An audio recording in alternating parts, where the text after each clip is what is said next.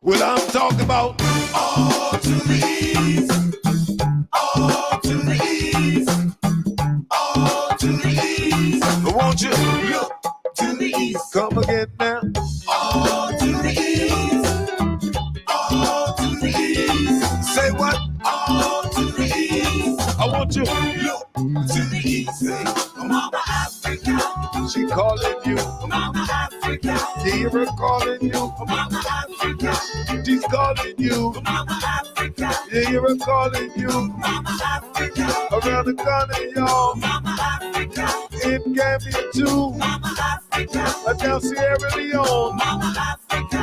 All over Africa is just all to the east, all to the east, all to the east. I want you look to the east. One more time, come on. All to the east, all to the east. Say what? All to the east. I want you look to the east. Mama Africa.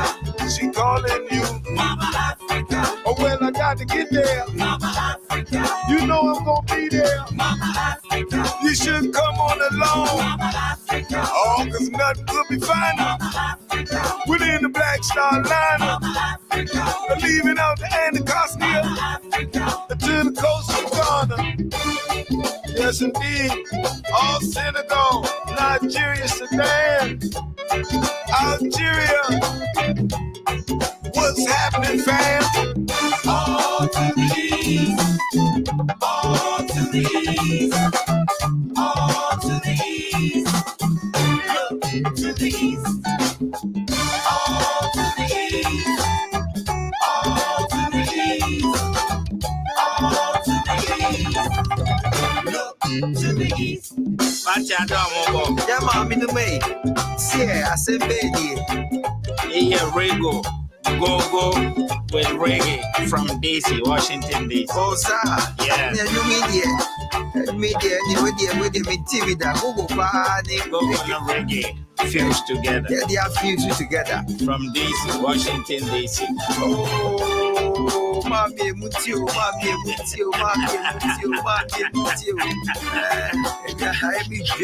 Now you been give us the man to make me jump to this. Just all to the east, all to the east, all to the east. I want you to the east. So come again, just all to the east. Say what? All to the east. Come on, all to the east. Look to the east. Mali, Malawi, Ivory Coast, Cote d'Ivoire, for sure. When I get into the east, I want to see Egypt, Tanzania, Kenya, Uganda. Sit down, let's have a feast. All to the east, all to the east, all to the east. I want you to look to the east. Hey, all to the east, all to the east. Say what? All to the east. When the east is in the house, oh my God. Brethren, sister, you don't see after so many years of separation, Ethiopia and Eritrea come together as one, and happy with Nobel Peace Prize for that one. I'm a sitting Ganalo. Jah Rastafari. Wait a minute, say all to the east, all to the east, all to the east, look to the east. The earth is the Lord and the fullness thereof. I should never give up my continent for a country. Africa is for the Africans. Those of us at home and abroad. America has 50 states. Africa has 54 countries. That's just great. Sure. Mozambique, Angola, and tell Cameroon and Niger, Rego music, Ross Lynch is here. Mama Africa, she calling you. Mama Africa, she calling you. Mama Africa, South Southern Sudan, South Africa, Soweto. You hear her calling you. You don't know I'm home. Guinea, Bissau. That's what we do. Hey, Togo, we good to go. You don't know.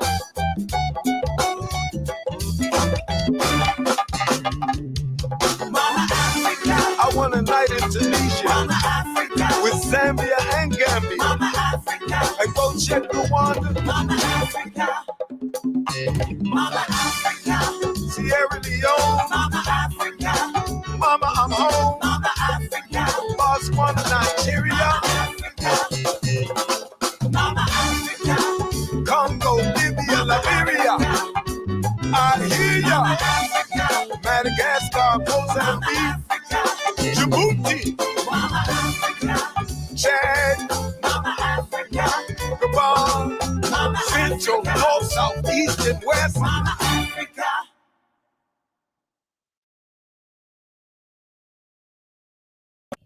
Mic check 1 2 1 2 1 2 1 2 1 2.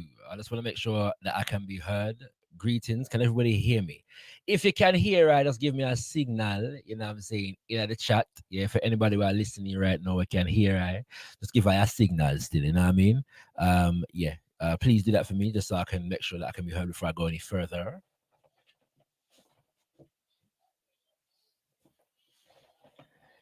You know, we're there. First of all, 10 Mwari, greetings in the name of the Mother, Father, being thankful unto the Mother, Father, creative life force of the universe, Kudzai, Mudzimu Mukuru, giving praises unto our great ancestors without whom we would not be here. Abibi Fahodie, Abibi Tumi, African power and African liberation for all African people. So yeah, welcome. Yeah, as you can see, we're gonna have a bit of a conversation today. Me realize that the title little strange for some people, but we're gonna explain it a little more. Yeah, we're gonna explain it a little more. And so while as you come through, please do share up the link. Yeah, do share up the link. You know what I'm saying? Share the link, good. And hit the like button as you come through. All right, a little impromptu live. We're gonna engage in some conversation. I've invited some guests as well to assist in the exploration that we're gonna go through as well. But yeah, do stay tuned, and we're gonna take some questions in the chat also. Yeah, so let me just explain the title of this show before I go into exactly what we're gonna be dealing with. So as you can see, Pan-African outcasts, yeah, and or of the conscious community. And what I'm realizing in recent years is that there's been a particular kind of attempt here to attack and dismantle the Pan-African element, yeah, and the African-centered consciousness that comes from the Pan-African element within the so-called conscious community. Now, the conscious community is a very broad terminology that encompasses a lot of different groups of people that really loosely align with some version, one or another, or a few versions of what is referred to, generally speaking, as Black consciousness. You know what? Let me turn on my camera so you can see my good-looking face. Hold on. All right. Yeah. Okay.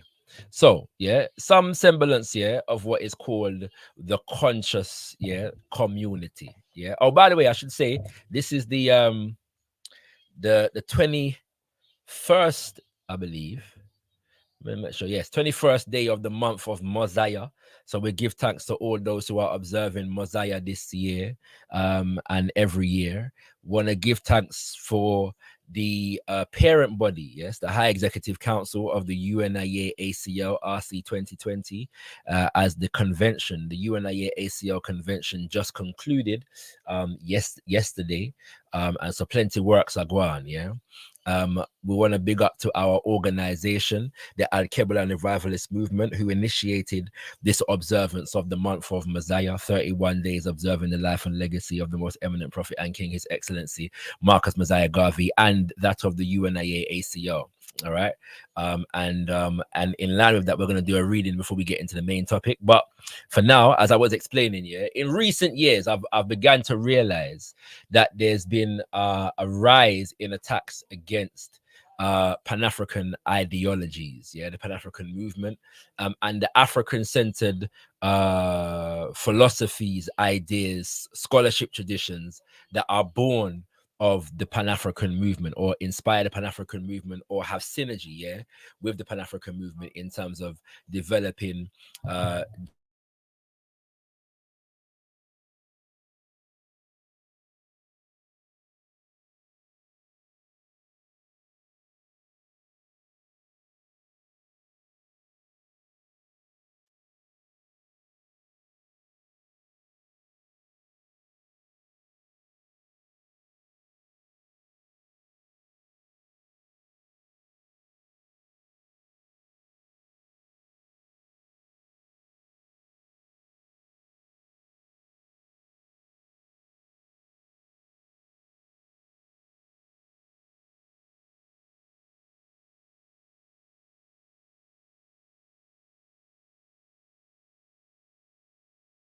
hold on a second. All right, we're back. Yeah, I think you should be able to still hear me now. All right, so let's let me know, confirm that for me. Yeah. All right. So but yeah, so basically, I'm noticing this thing now. We in as I've mentioned on previous shows, and we've addressed in some way, shape, or form on previous shows, the rise of the anything but African evangelical alliance. Yeah, this is people that want to claim any identity other than African, yeah, and develop political, economic, and social programs, yeah, and ideas and movements that are really built around reinforcing ideals that are inherently anti-African, yeah, to a significant degree. And so we understand that when we talk about these things, the ADOS movement was a significant development in those dynamics, closely followed by the FBA, so-called Foundational Black Americans. But they were all preceded to a significant degree by groups of Africans who rejected their African identity in favor of claiming to be the indigenous peoples of the Americas. Groups of African peoples who rejected their African identity in favor of claiming to be Hebrews of the Bible and Hebrew Israelites and the people of the book and so on and so forth. Groups of African people who rejected their African identity while in order to claim to be Caribbean, yeah, somehow being from the Caribbean meant that they were something completely distinct, yeah, from Africans on the continent in particular. And so therefore didn't want to identify as being African. But at the same time as all that was taking place, what I also began to identify is that within the conscious community, within scholarship circles and circles that claim to be addressing Black scholarship, and African-centered scholarship, some of the same sensibilities, yeah, were manifesting themselves. I began to realize this, and began to challenge it in some circles. And I see the fact that over the years, yeah, the last few years, I'd say between 2018, 2019, and now, this seems to have grown, yeah, significantly, exponentially. And so we're seeing a lot of arguments that are developing that when you look into them really and truly and the purpose that they're designed to serve, yeah, it seems to be the case that a significant motivation for a lot of the argumentation is negating the Pan-African movement, negating the principles and values of the Pan-African movement for the sake of adopting or affirming some other agenda. Yeah. And there is nothing wrong with necessarily, in principle, with affirming another agenda. It just so happens that those who engage in this seem to feel the need to reinforce misinformation in relation to Pan-African ideals, yeah, misinformation in relation to the legacy, for example, of Marcus Mosiah Garvey, just as one example. Misinformation in terms of what Pan-Africanism is, and misinformation in terms of the relationship within the Pan-African movement between Africans on the continent and Africans in the diaspora. Yeah. And in that context, there's a lot of revisionist history or manipulation of certain factual points in history to suit an anti-Pan-African agenda. So you might look at discussions that relate to the racial constitution of peopling of ancient Kemet, and when you scratch the surface of the argument, you see that there's an anti-Pan-African agenda within the argument. You look at discussions to do with Ghana, Mali, and Songhai, or the African continent during the enslavement period, and you will see that the conversation is geared towards negating a Pan-African development in terms of the relationship between the African diaspora and the African continent.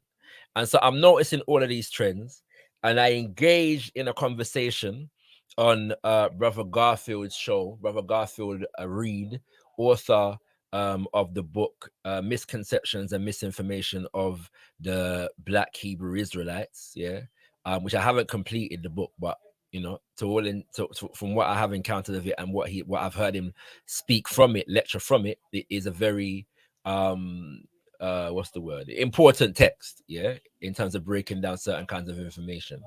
However, what has happened now is that there is a significant onslaught against any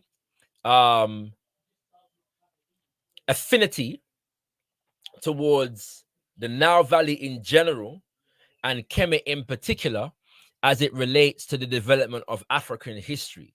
The idea that those of us from West Africa have nothing to do with, I was going to say nothing to do with East Africa, but really and truly the focus is Kemet, yeah? So that the idea that we must separate the Kemet from the rest of Africa, because from a Pan-African perspective, you will find that Africans tend to connect the entire diaspora. Yeah. So we would also connect West Africa to Central Africa to South Africa to East Africa, not just the Nile Valley, and also to Kemet in that regard. But for some reason, the specificity of Kemet, yeah, there seems to be a deep aversion to any African-centered scholarship that has an affinity towards Kemet and links Africa with the rest of Africa with the Nile Valley. Yeah. In that context, there's also a deep aversion to anybody who seeks to action this connection beyond mere intellectual engagement. So what we mean by that is beyond me study some Kemet, me can read some Mejanetta, me know about the dynasty them and who they rule when and what it go on in the 3rd dynasty, the 5th dynasty, the 18th dynasty, the 25th dynasty.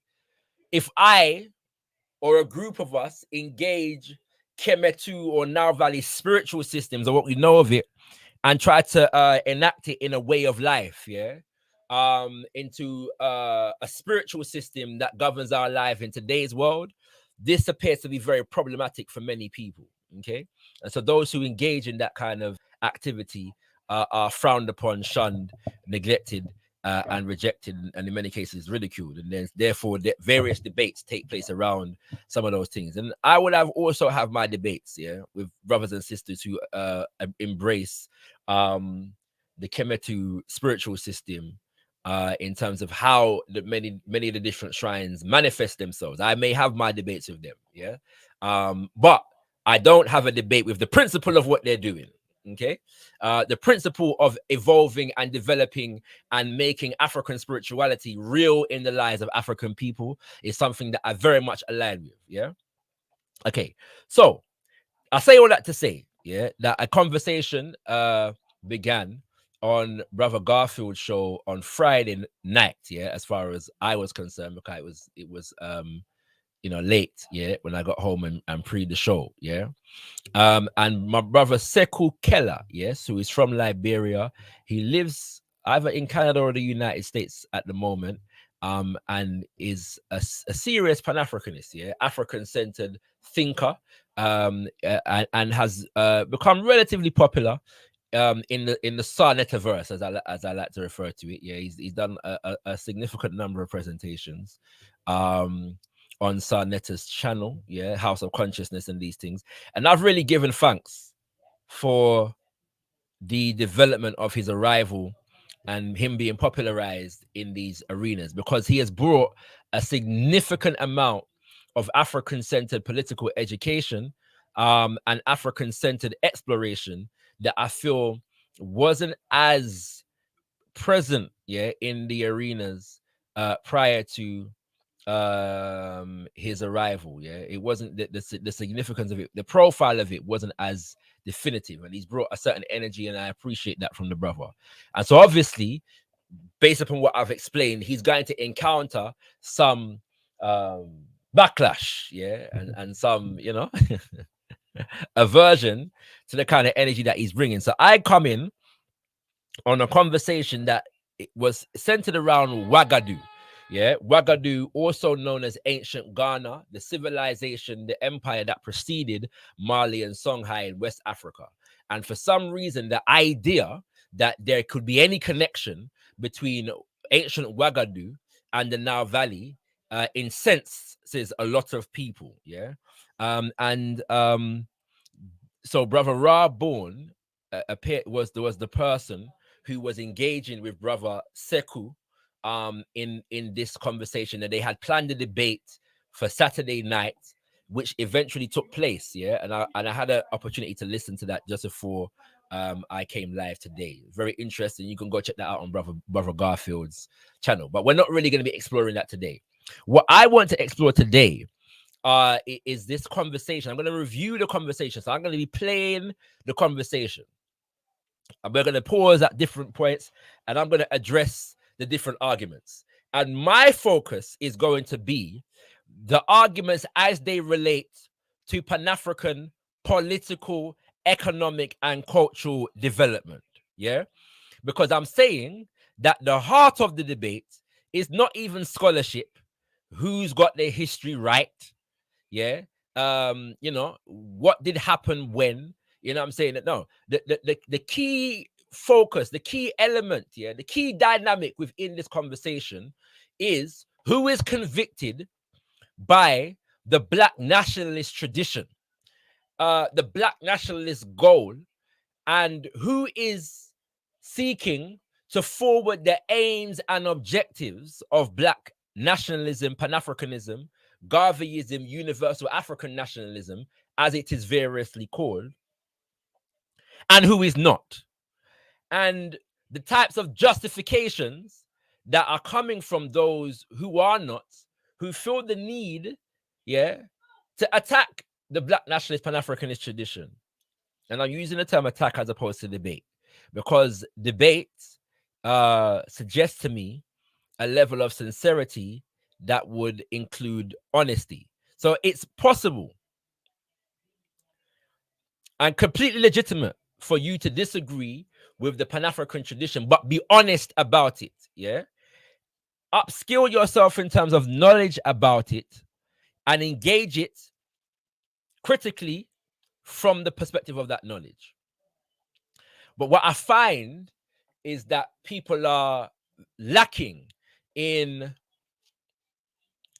a proper understanding of the history and the development of Pan-African movements, but more importantly, the ideological foundation upon which Pan-African movements have developed, the goals and the aims, the context for the goals and the aims, and how they have been actioned, yeah, throughout Pan-African history.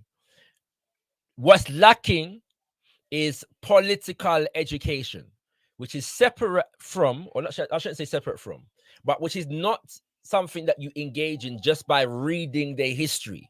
So because you know the history of Marcus Garvey, for example, or Sajafa Kwame Nkrumah, or Edward Wilmot Blyden, yeah, or Mama Amy Ashwood Garvey, because you know because you can read the biography and recite the biography, what it go on in 1920 and what it go on in 1865 and etc. etc. It doesn't mean that you have engaged in significant Pan-African political education, which would include an analysis and an exploration of systems of society. Yes, systems analysis that of things like Western imperialism, colonialism, of things like neocolonialism, capitalism, socialism, yeah, of things like Ubuntu, yes, as the makings of an African-centered economic philosophy, of things like universal African nationalism, which is the ideology of Papa Garvey, of things like scientific socialism, the ideology of the Osagyefo Kwame Nkrumah, the similarities and differences between all of these and how they were actioned in actual liberation movements. Yeah. So knowing the biography of Osagyefo Kwame Nkrumah doesn't in and of itself give you a comprehensive understanding of Nkrumahism as an ideology and how it was applied. Knowing the biography of the prophet Marcus Mosiah Garvey doesn't necessarily give you a comprehensive understanding of universal African nationalism as an ideology and how it was applied. Yeah. And so we're going to explain some of these things as we go forward and use the conversation as a means, as a window into exploring these ideas. Yeah. And there may be one or two guests as I go through in the show, but even if there's not, I'm going to engage anyway. And if you have any questions, please type it in the chat. All right. So let's go forward into this thing. I'm going to play the first segment. I've started the thing a little bit before I come into the conversation. And so there's going to be some extensive plays here, and I'm going to just comment on a few things that I hear as I go along. All right. So give thanks for one and all. Once again, as you come through, hit the like button and share out the show far and wide. We're going to engage in some informal Pan-African political education using this particular discourse as a case study. Before I go into that, I forgot I'm going to do the Mosiah reading for today. For those who are not aware, during the month of Mosiah, we have readings here for every day. Or should I say affirmations, yeah? Daily affirmations for every day, word sounds of the prophet. So we're going to drop this one today because it's very, very appropriate. Yeah, it's very, very appropriate to the topic. All right.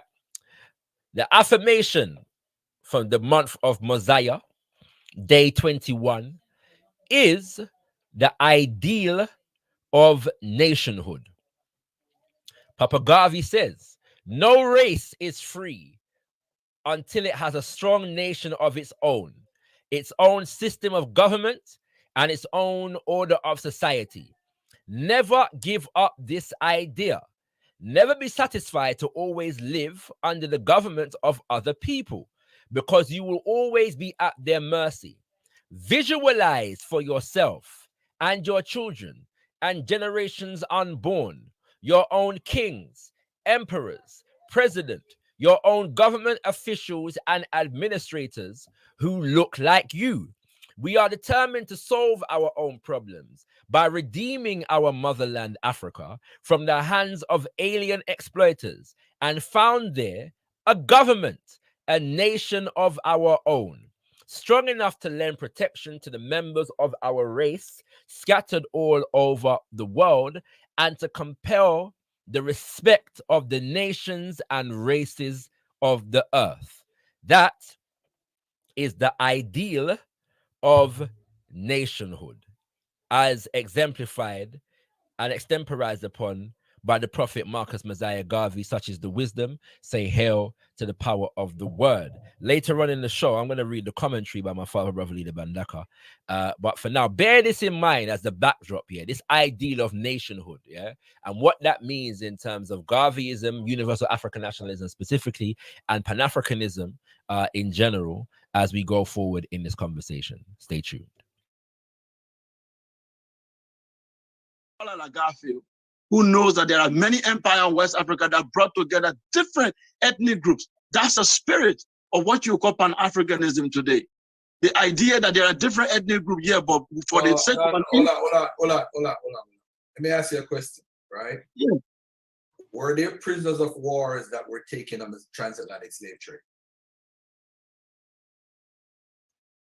Were there prisoners of wars that were taken on the transatlantic slave trade? There is definitely, it's likely there will be prisoners of war because they were tribes at war. Now watch it. So tribal people, right?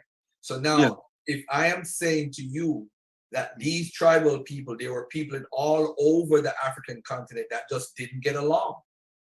They were at war.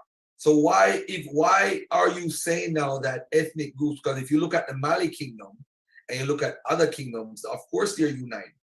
But the issue is not about an African unity. It also has a lot to do with religion. And that's something that you're leaving out that's very important.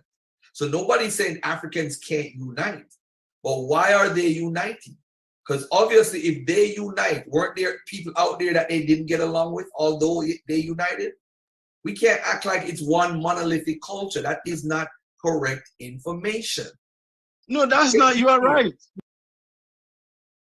All right, so we see what happens there. Yeah, so Brother Sekou, yeah, is giving a classical Pan-African understanding, or let's say an African-centered Pan-African understanding. What I mean by that is that there are themes, yeah, within African-centered scholarship traditions coming out of the work of Baba Sheikh Anta Diop and Baba Teofile Benga and Baba Chancellor Williams, you know, John Henrik Clark, you know, and many others, yeah, Robin Walker, yeah, Baba Asa Hilliard, Baba Jedi Shemshu Jehuti, aka Jacob Carruthers, yeah, you know, and even scholars, well, even cultural icons such as Miss Lou, yeah, in Jamaica, and you know, Brother Cecil Gutsmore, yeah, who's a scholar between Yassa and Jamaica and them kind of things there, right? That seeks to embed the Pan-African sensibility and ethos within the context of African history, yeah. And so Brother Sekou is suggesting that as African people, and this is something that I dealt with in a previous show looking at African power, yeah, and African identity in the context of African power, the idea that Africans have not exclusively engaged in small people groups that are referred to by European colonial anthropologists as tribes, yes, and had no relationship between each other than through warfare.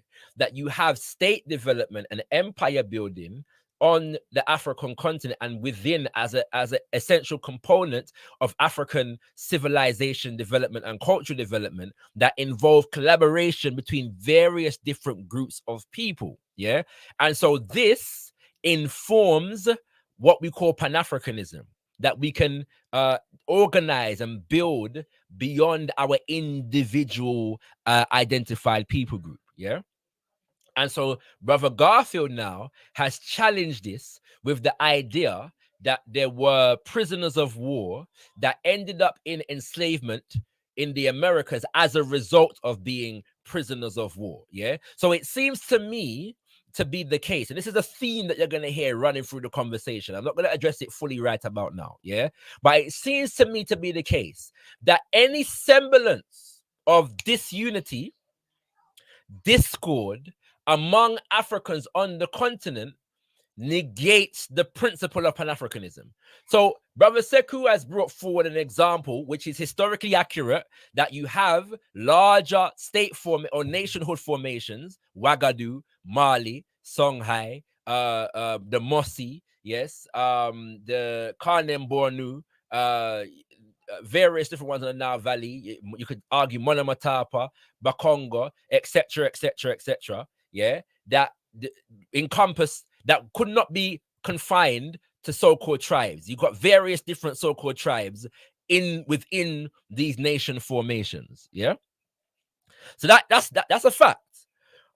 But then we're going to get this other fact, which is being used to negate the principle that is being affirmed by Sekou's use of this other fact. All right. So we've got one negating the other. I want you to just point that out, note that, and we're going to come back to what that means in a second. You are right. So you can't mix, so don't mix Pan-Africanism with that, because Pan-Africanism is about the African diaspora, because we're all over the world. So a lot of us are in France, for example. A lot of us are in France. A lot of us are in America. A lot of us are in the Caribbean. A lot of us are in Europe. But the purpose of Pan-Africanism is to unite all of us with the continent. But the continent is not one monolithic culture. All right. So you hear that, right? So the Pan-Africanism is about, we shouldn't mix, you know, the larger national formations with Pan-Africanism. I'm not sure why anybody will come to that conclusion, except for the fact that they have not studied. Yeah, and this is no disrespect to Garfield, but anybody who has been involved in significant Pan-African historical and political exploration would understand the context for exploring indigenous African cultures, nation formations, and so on and so forth in terms of informing Pan-African efforts in today's world. History is best qualified to reward all research, right? So this is not a strange phenomena, okay? But the idea that you can't mix that, because Pan-Africanism is about the African diaspora. So the idea that we have an African diaspora that exists outside of the continent is somehow being used to negate the idea that you can use indigenous African societies prior to the existence of this large Pan-African diaspora or African diaspora, yes, that those nation formations shouldn't be used to inform this African diaspora Pan-African movement right now. That somehow the history of Ghana, Mali, Songhai, Kemet, Monamatapa, Bakongo, etc. is irrelevant to the Africans today, because there's an African diaspora that exists in the United States of America, the Caribbean, South and Central America, the Europe, and wherever else we exist. Yeah, I'm confused by the logic in the statement. Yeah, and also the diaspora outside of the continent is not monolithic. There is not a monolith between Africans in Jamaica, Africans in Haiti, Africans in Brazil, Africans in the United States of America, Africans in the UK, Africans in Germany, Africans in Guatemala, Africans in Belize. Yeah, we're not a monolith, but the Pan-African movement still stands. The principle of the Pan-African movement appreciates that logic. So if the Africans in the diaspora do not need to be a monolith for Pan-Africanism to be viable in relation to that diaspora, why do the Africans on the continent need to be a monolith? Where does that logic come from? And where in any Pan-African writings, yes, I always ask this question because people often repeat things. And me, I wonder is where in any Pan-African literature, the mouth of any Pan-African leader, any Pan-African movement, any Pan-African organization of any significance that espouses the idea that Africa needs to be monolithic in order for Pan-Africanism to be viable. Yeah, where does that exist? I've never seen it. Please find it for me. Yeah, Brother Sekou, you're welcome to join me. Yeah, if you wish, I have sent you the information. Yeah, so you're welcome to join me if you wish, my brother. But welcome anyway. And if you choose not to, it's fine. Yeah, don't feel obligated. If you choose to just listen in and relax yourself, it's fine. All right, I'm just letting you know that you're most welcome to join me. All right, but big up, Brother Sekou, because I believe you did a very good job in the debate last night, as well as in this conversation that I'm playing right now. Okay, so yeah, so we have this idea that we can't unite to Africa because Africa is not a monolith. Why does Africa need to be a monolith? And if the diaspora doesn't have to be a monolith, where does we get the idea from that Africa needs to be a monolith? Why are we who is imposing that standard on the Pan-African movement and Pan-African ideologies, the Pan-African goal? Who is imposing that standard and why? Is the question I'm asking. We're gonna go culture. So that's why it could never work. Garfield, you are correct. But what we are arguing also is that the idea of... Sorry. Now you see, yeah, the statement at the end. That's why it could never work. Yeah. In fact, let me pull up a little piece so you can hear the whole sentence. A lot of us are in the Caribbean. A lot of us are in Europe. But the purpose of Pan-Africanism is to unite all of us with the continent. But the continent is not one monolithic culture. So that's why it could never work. Gavi, you are correct. But what we are arguing also is that the idea of a United States of Black Africa based on a cultural basis, that we can have some element in history that can direct us for that. When we look at Nubia, for example, it was not monolithic. We call it Nubia today, but they didn't call it as Nubia. There were the Wawat, there were other groups. They were not the same. They were not like in one group of people calling themselves Nubia. They were different ethnic groups there, very sure, because they were Wawat. Of course, I agree with that. But the political ideology of the elite then was to bring all these people under an umbrella to build civilizations. That's what Napata was. That's what even Kerma was. It was different groups coming together. Even Kemer, it was the lower land and upper land. It was not necessarily the same people, but they joined for a political economic interest. So Brother Sekou just then, has corrected, the perspective, all right?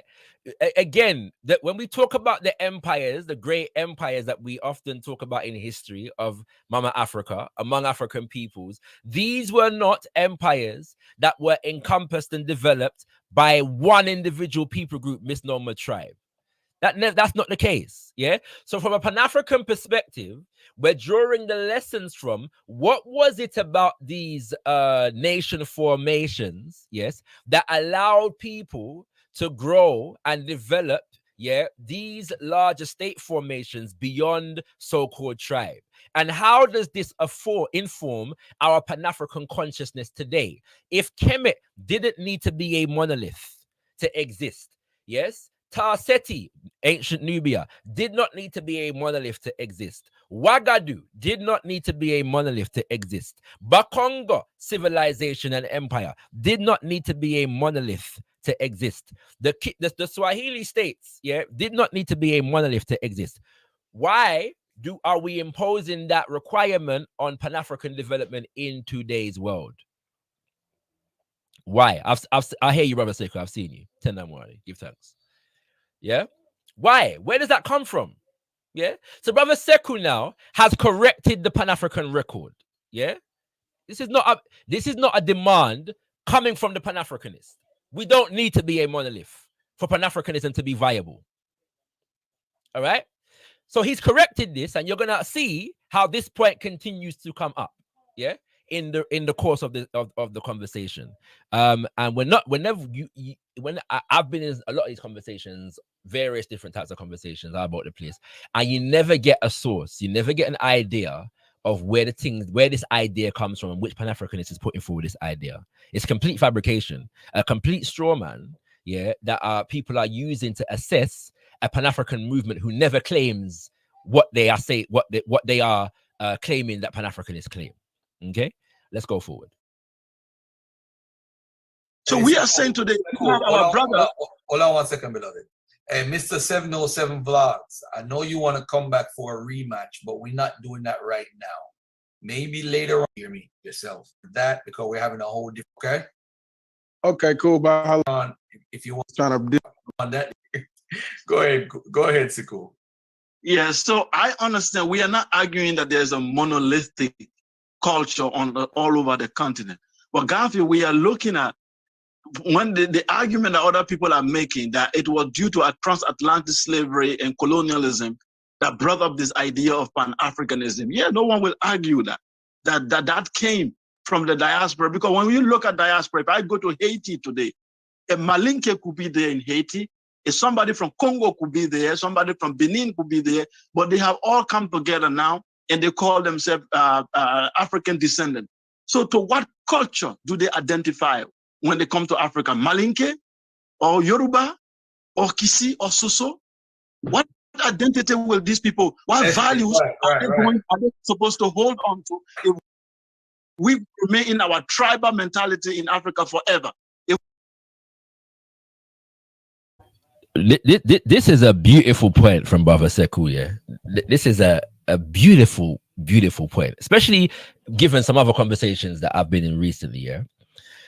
People seem to have an aversion to the idea that the developments of Africans in the diaspora are just as viable in terms of being considered within the African matrix as the development of Africans on the continent. That being born in the diaspora and your Africanness being formed, yeah, and evolved outside of the continent of Mama Africa doesn't negate, one, the Africanness of that culture, and doesn't negate the political application or understanding of that culture within the context of a Pan-African movement.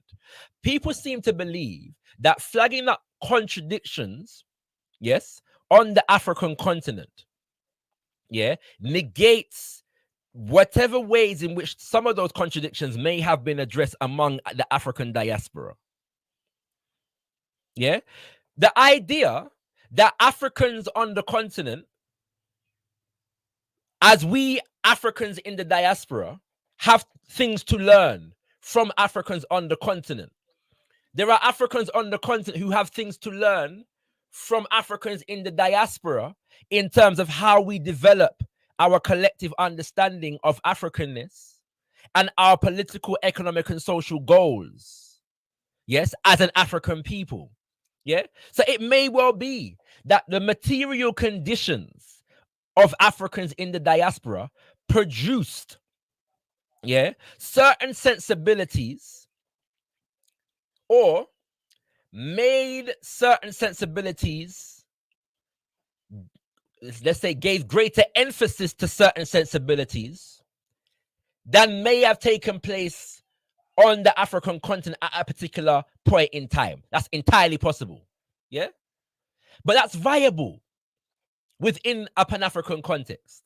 So Brother Sekou asked the question, Africans in the diaspora, we're not exclusively Malinke, we're not exclusively Yoruba, we're not exclusively Igbo, we're not exclusively Akan, yeah? We're not exclusively Mbundu, we're not exclusively Bakongo. We are the amalgamation of all of these people groups, yeah?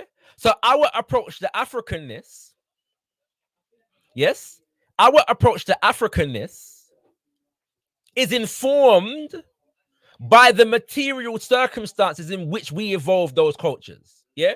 And because of the cauldron of enslavement, we had a greater need to find a certain semblance of unity across those cultures.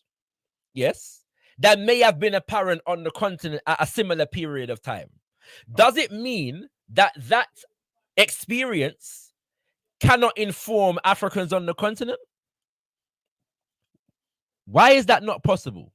Why is it if the Africans in Haiti were able to understand the cultural synergy and continuity between the various different cultures, yes, because of the close proximity that they were in at the time, and on the African continent, let's say the majority of Africans throughout the period of the enslavement period, yeah, did not have interactions, for example, like the Bakongo, most of the Bakongo would not have had interactions like that with the Yoruba or the Igbo or the Akan, yeah, and the Mande and so on and so forth. Maybe those connections were not as apparent because the people then were not interacting on an everyday basis. But in the diaspora, that happened because we were interacting on an everyday basis. And so therefore, we use that understanding to inform the fact that the cultures of these various different groups of people share similarities and synergies that can be used and developed upon and form the glue for a greater Pan-African union. Why is that illegitimate? And why is that understanding not taken into consideration in these arguments? I'm saying that because Brother Sekou said it, you know, and you can see that it didn't necessarily inform the development of the conversation. We're going to go forward. That was a beautiful point, Brother Sekou. I love the way, and especially particularly from coming from an African from the continent. Yeah, this is a beautiful point that needs to be made and understood in that regard. So we give thanks for that. Like up the video, kings and queens. Share the video as well. Like it up and share it far and wide. You know what I'm saying? We're going to go in today. if we don't strive to create an African identity and value, what happened to these people in diaspora? What value or what identity are they going to identify with? They've become Greco-Romans, Europeans then, because there is no African. This is what Marcus Garvey saw.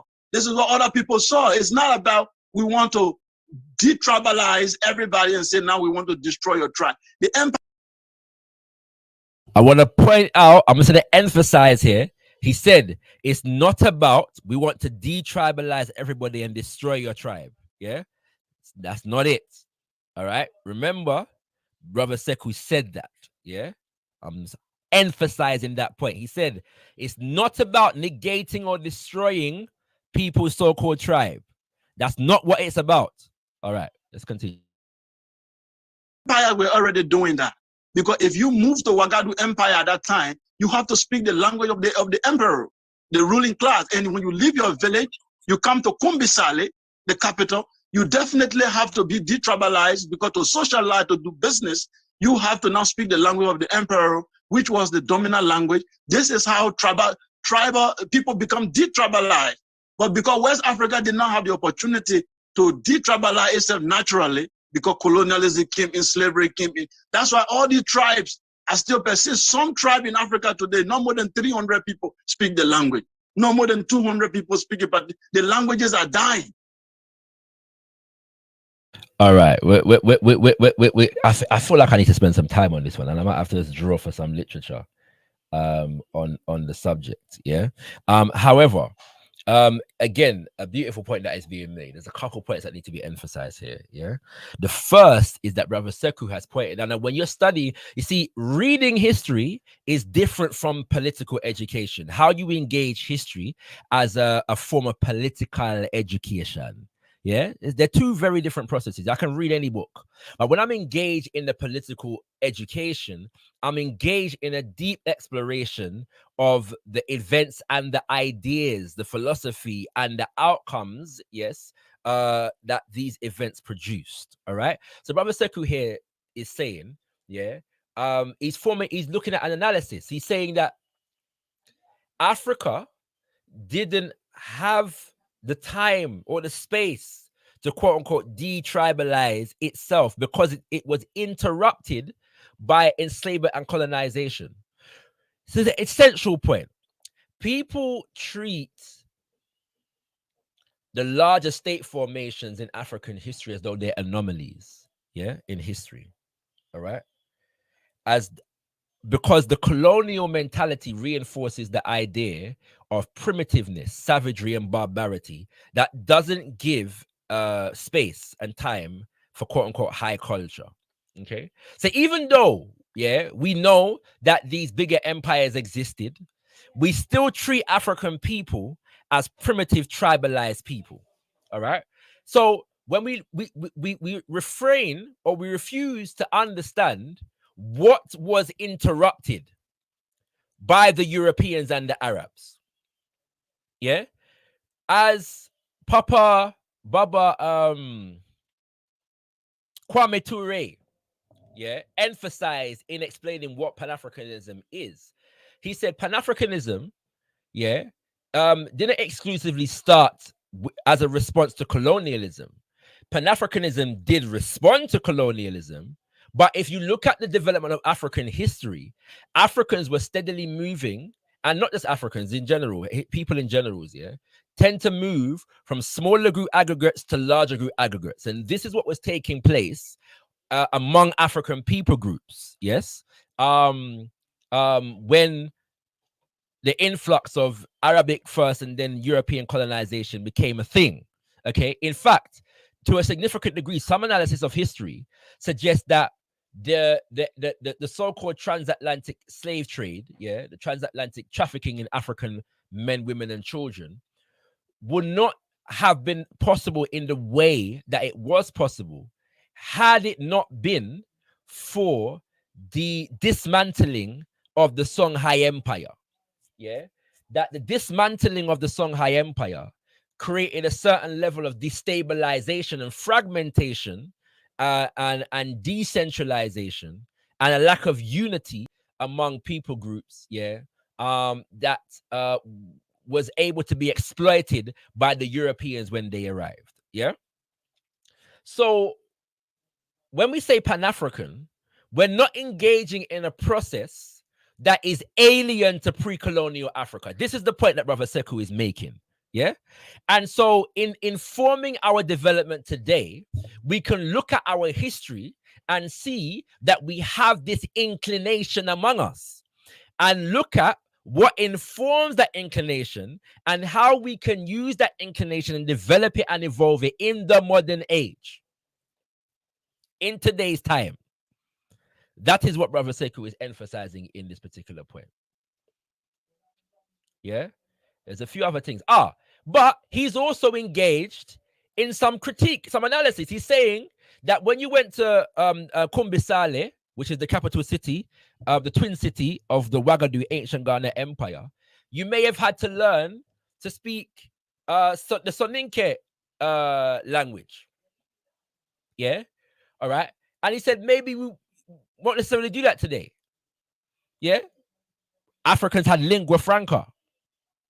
Yeah, bearing in mind, yeah, we didn't wait for the British and the French and the Portuguese to come before we were able to communicate across languages. Yeah, Africans had African trade languages prior to the European incursion.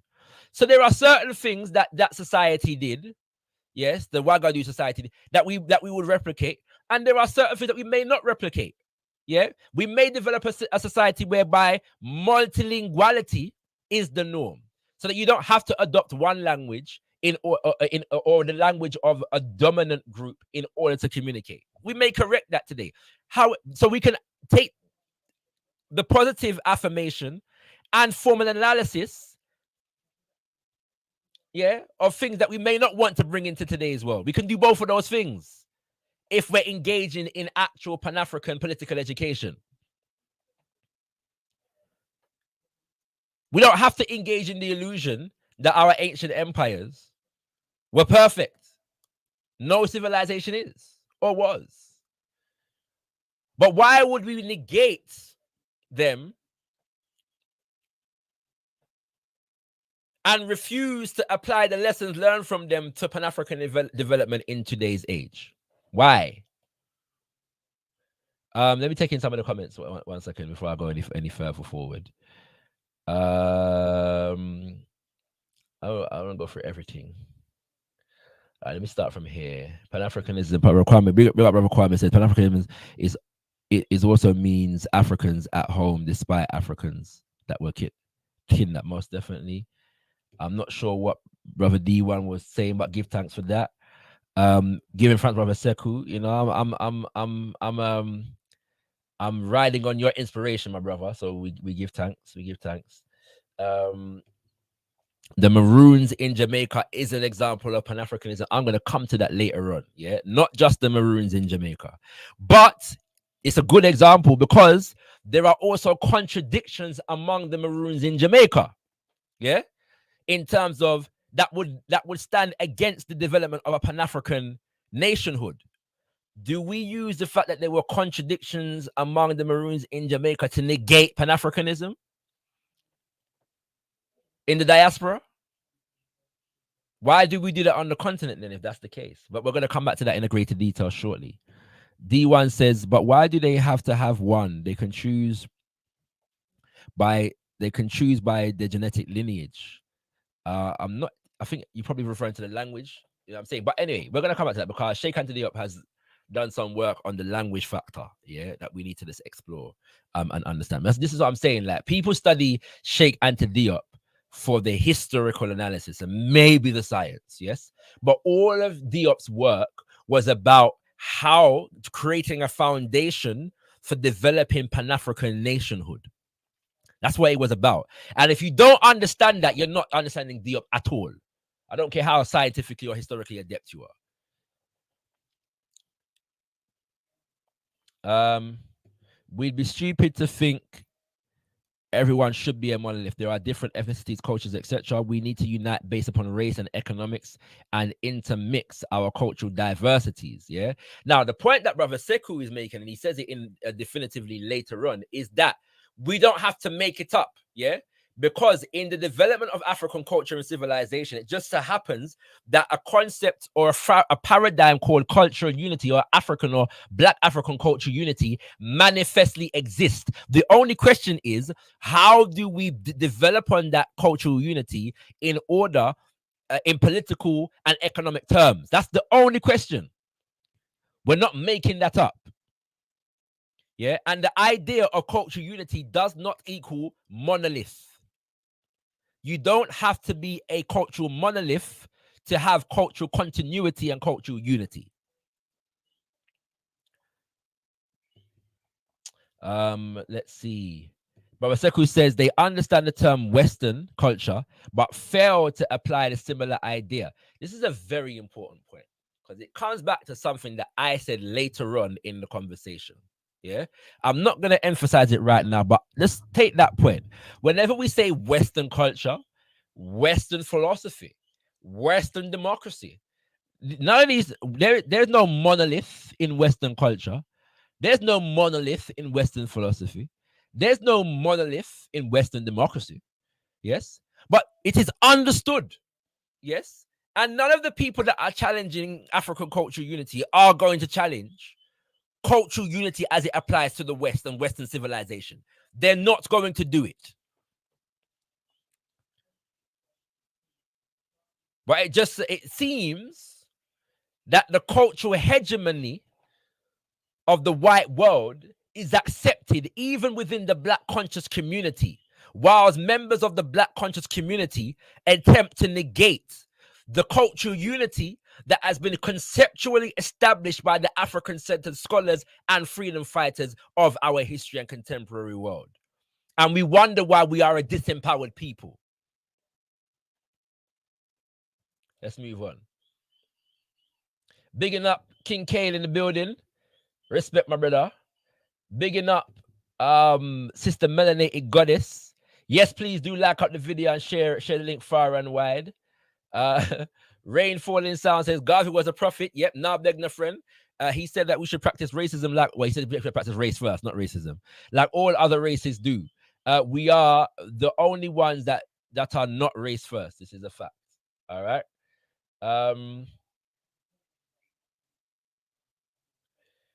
Melanated Goddess says, Shakara, do you study the colonial languages of African nations? You may repatriate to adjust the cultural languages. I'm struggling with French right now. I believe that it's necessary in this dispensation of time for Africans to become proficient in at least 2 colonial languages. Yeah, it's necessary given our material circumstances at the moment, but we should give priority to our African languages. Yeah, and there are various different ways to do that. All right. And so yes, I have been down the road of trying to learn French. I'm not on it at the moment. I'm trying to get back on my tree, and we're gonna get to French. Yeah, but I'm also wanting my son to learn to speak French as well. Yeah, because our material circumstances at the moment demand that we are able to communicate across these various different languages. So that would be a beautiful and positive thing. And the work that I'm doing kind of requires it. Yeah, we're organizing brothers and sisters who don't speak English, who speak French. Yeah, and speak a number of different African languages. And so it requires us. And some of those brothers, many of those brothers and sisters can speak some semblance of English, whereas I find many English-speaking brothers and sisters are very monolinguistic. Yeah, can only speak one language. So I believe it's very important for us to do so. Good question, Sister Melanated Goddess. Brother Sekou Fire, I'll take this comment, I'm going to move on. Sekou says that Chinese are not the same people. They fought throughout history until Mao's Cultural Revolution. Aren't they powerful now? This is very true. You study the development of China, the Chinese, and if you watch Kung Fu movies, yeah, watch a lot of classic Kung Fu movies, yeah. Beyond the choreography, I love the choreography, it's beautiful. But if you check the storyline, a lot of the storylines are about the history of China, and them being colonized by various different groups of people, including the Japanese. And sometimes you'll even get ones where they acknowledge their shared history and culture with the Japanese, yeah, even though they have different identities today. All right, but the theme of the unity and the wars that preceded the unity of China are emphatic, yeah, throughout the cultural medium of the Chinese Kung Fu film. Yeah, check it out, kings and queens. Yeah, Don't take our word for it. You know what I mean? All right, let's move on with the video for now. So we have to look beyond the tribe now and create a Pan-African identity. So we should not fight that. It's a very good thing for us, a good thing for the diaspora as well. Oh, okay. All right. I mean, it's an ideology. Let's suppose this ideology is not wrong, because if when I go to school, I hear of Western values, I hear of Arab values, Chinese values. The Indians are not the same people. The East Indian, the South Indian, some of them even racially, some of them the color scheme is not the same, but they have built a civilization around what they will call Indian today, and they are striving with that. Are you guys denying, or you want to leave us in our tribal state of division, like in Nigeria today? People are casting ballots, election based on tribal identity. Are we going to be fragile like that? In a second, yeah, I'm gonna delve into some analysis, yeah, of this whole tribal identity and how it was politicized through colonialism, because we take it for granted that even if the so-called people groups, so-called tribes existed, we take it for granted that they existed in the way they do today and with this relationship they do today. Colonialism created antagonisms between different groups of African people that did not previously exist. Yeah. So when we're talking about Africa today on the continent and we're looking at it as though this is the authentic African, we shouldn't make that assumption. Yeah. And the African-centered scholar, historian, cultural scientists do not accept that analysis of history. Well, let's go forward.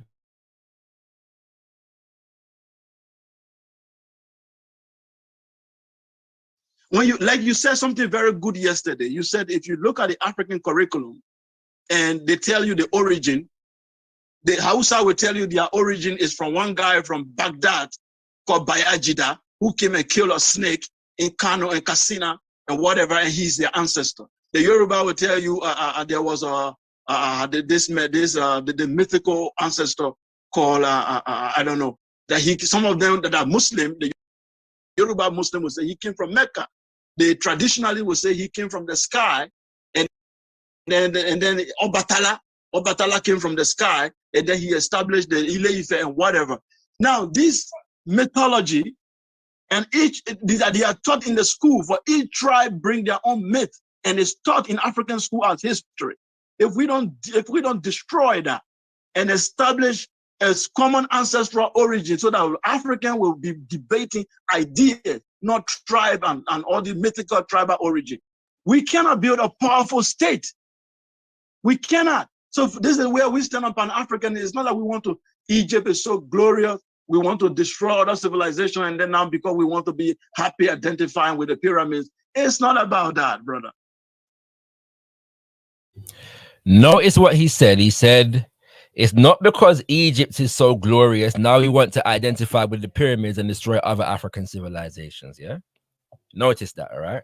Now you're going to hear people are trying to now equate, yeah, Africans identifying with ancient Kemet as the same as Africans identifying with Hebrew Israelite, as the same as Africans identifying with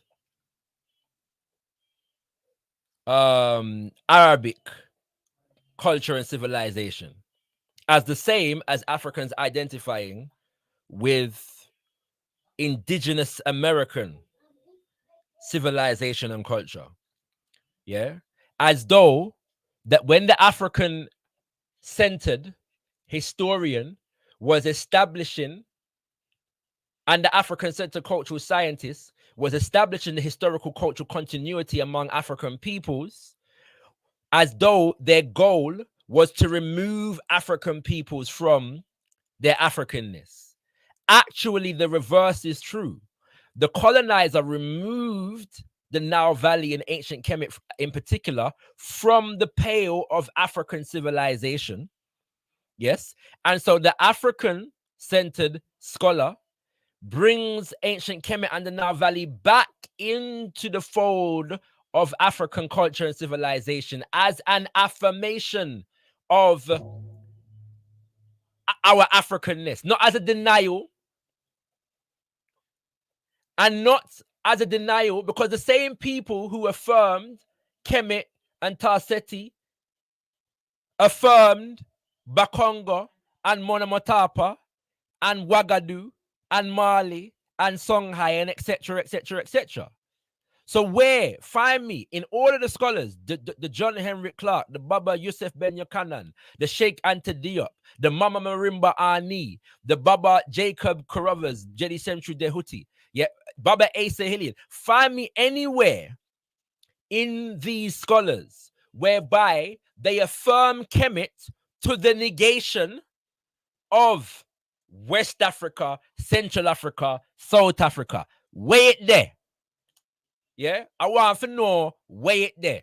I don't want to hear about some phantom with them on the internet somewhere where I say some things. I want to know in the Pan-African movement, in the African Center scholarship tradition, where are the people them saying these things? I want to know it. Please identify it for me. Right, now, let's engage in some political education here. Yeah. From the book, Class Struggle in Africa. Yeah. I have it. We're going to explore this thing called tribe.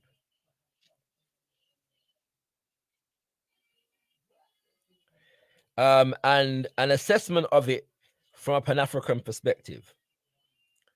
All right. And it's an interesting point that the Asajafo makes. Yeah. And I'm reading from Nkrumah, and I'm not an Nkrumahist. I'm a Garveyite. But we can learn a lot from the Asajafo Kwame Nkrumah. All right. Let me read it from the screen. Yeah. But yeah. So again, I wanted to give you the page number, but unfortunately I didn't note down the page number when I wrote it down. All right. So he says the tribal formula is frequently used to obscure the class forces created in African society by colonialism. Yeah. This is what Brother Sekou is referring to. All right. But I doubt, yeah, that the study of the Asajafo Kwame Nkrumah is high on the agenda of a lot of the brothers and sisters who engage in conversations. And that's one of the reasons why I'm bringing it to the conversation right here now. The tribal formula is frequently used to obscure the class forces created in African society by colonialism. In many areas, uneven economic development under colonial rule led to a differentiation of economic functions along ethnic lines. This tendency... Pardon me? Okay, ask Mama, okay? All right? All right. Oh, apparently my audio is messing him up. Is anybody else having issues with my audio? Before I go further, is anybody else having issues with my audio? But I might check 1, 2. Is anybody else having issues with my audio? Just let me know before I go forward. I'm going to read something very important at the moment. All right. By the way, this is the book here, Class Struggle in Africa. It's a very thin book. All right, but essential reading. Okay. All right. I'm gonna continue until I get a notification saying that I'm not coming through. Right. This tendency is exploited in the interest of international capitalism. A distinction must be made between tribes and tribalism. Once again, a distinction must be made between tribes and tribalism. The clan is the extended family. The tribe is the extended clan with the same ethnic languages within a territory. There were tribes in Africa before imperialist penetration, but no tribalism in the modern sense. Tribalism arose from colonialism, which exploited feudal and tribal survivals to combat the growth of national liberation movements. Yeah. So what the colonizer was afraid of is these Africans finding common cause, as I'm going to touch on later on, which was happening, yeah, throughout the colonial period. And one of the most popular examples of this is the call for the West African Federation, federalizing West Africa, which was a part of the anti-colonial movement on the continent. Yeah, and you'll notice that a lot of these people that try to front this diaspora or United States of America centric version of the development of Pan-Africanism tend not to discuss that. Yeah, they have no idea about certain names on the continent that were doing certain works. Yeah, and the idea of West African Federation and what that meant at the time as an anti-colonial strategy. Okay, but what Baba Kwame Nkrumah is saying is that it was the prerogative of the colonizer to separate those who he colonized so that they don't form any semblance of greater nationalist unity, yeah, for overthrowing the colonizer. All right. The formation of nationalities was retarded as a result of colonial conquest when the imperialists carved up Africa among themselves. Yeah. So the organic, yeah, that's what Baba Sekou was saying earlier. The organic nationalist development of African societies was halted by the colonial incursion. Yeah. So no longer were we defining our own destinies and our own self and responding to our own organic material circumstances and so on and so forth. We are now responding to the colonizer and the colonial imposition. All right. The formation of nationalism was retarded as a result of colonial conquest when the imperialists carved out Africa among themselves, disregarding geographical, linguistic, and ethnic realities. The normal growth of the economy and of the class structure of African society was hindered and distorted. Patriarchal and feudal structures were artificially preserved, and all possible obstacles erected to prevent the emergence of a class-conscious proletariat. Capitalist methods of exploitation inevitably gave birth to a proletariat, particularly in areas where mines and plantations were highly developed. Yeah, I'm gonna come back to that. What's it called? In South Africa and East Africa and in Congo, Kinshasa. Here, workers were kept in tribal or traditional structures and in reservations in an attempt to prevent growth of class consciousness. At independence, the colonial powers again fostered separatism and tribal differences through the encouragement of federal constitutions.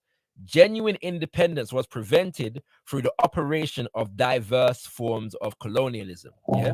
An example of this is, for example, when the colonizer left Nigeria, they curry favored with those who were in they already had developed a dichotomy between North and South, North and South Nigeria. And part of the justification for this was that the northern Nigerians, because they had Islam and Islam was connected to some non-African peoples, that they had greater civilization. Yeah. And so they curry favored and gave inordinate power to those in the north, and that has affected Nigerian politics to this day. Yeah, that has affected Nigerian politics to this day. So I'm just giving you an example from a noted Pan-African source. Yeah, one of the highest in terms of leadership. Yeah, which is not done in these conversations in relation to the idea of tribe and what it meant in African society. Okay, all right, and there's more. I could go into the and maybe I will touch on the work of Baba Sheikh Anta Diop or Baba Kwesi Pra on this same subject in a sec. But I'm going to continue with the video for now. It's not about that. It's about what will be the future of Black people if we don't build a powerful federated state that will protect the value of the Black man on the planet. If we don't do that, what become of us? The Chinese are taking over our continent because all the Chinese needs to do is to cause the tribal division, just put the money in the pocket of each tribal leader, and then you are done with them. They'll start fighting, and you control the resources. We cannot continue like that. For me, I'm a Mandinga, but I believe my Mandinga is useless. My Africanness is more powerful than my Mandinga today.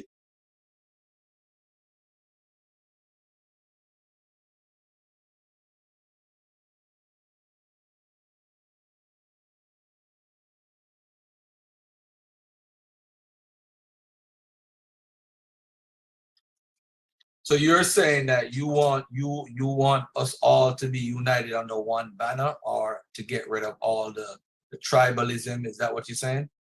Yeah, I want the tribe to just be a nominal thing. It should not have a political powerful effect. There should be a universal Black culture that we all can identify as our value. From there, anyone can be atheist if you want. You can be whatever you want. But at least there is a political ideology, and that all of us can hold on to be able to survive in this world of competition. Because the economy of the world today is ethnic. I mean, it's racially based. It's racially based, whether you argue or not. It's from the white, the lighter skin, and we are at the bottom of the ladder. Yeah, that's how it works. But you have to admit, though, the whole Abrahamic faith and the curse of Ham played a role in how we're looked on by the entire world. You know, because what religion you follow today, Siku? Today, I don't follow any religion. I have rejected religion. I'm born a Muslim, you know, but today I've decided to just follow just African spirituality and the general one. And when I say African spirituality, it's not that I have a particular organization I belong to. It's just me living my normal life. I accept the idea that my beginning is shrouded in mystery, and my end, which is death, is also shrouded in mystery. So this mystery, I believe, I can never have the understanding of them, even through science. So all I do is to accept that life also has a mystery part, and also has a reality which I live in today. So some of the myths in any African culture, I consider them just for what I would call speculative philosophy. I accept them as speculative philosophy, an interesting thing that I can use sometimes to guide my moral life. All right, so very quickly, and I may have, I don't know if it's a difference, but maybe a different emphasis from brother Sekou here, yeah. And I'm not gonna hold him to the word nominal, but I wouldn't suggest that the so-called tribe is nominal. I think that the tribe is or what is referred to as a tribe provides us a way station through which to establish the cultural unity, yeah.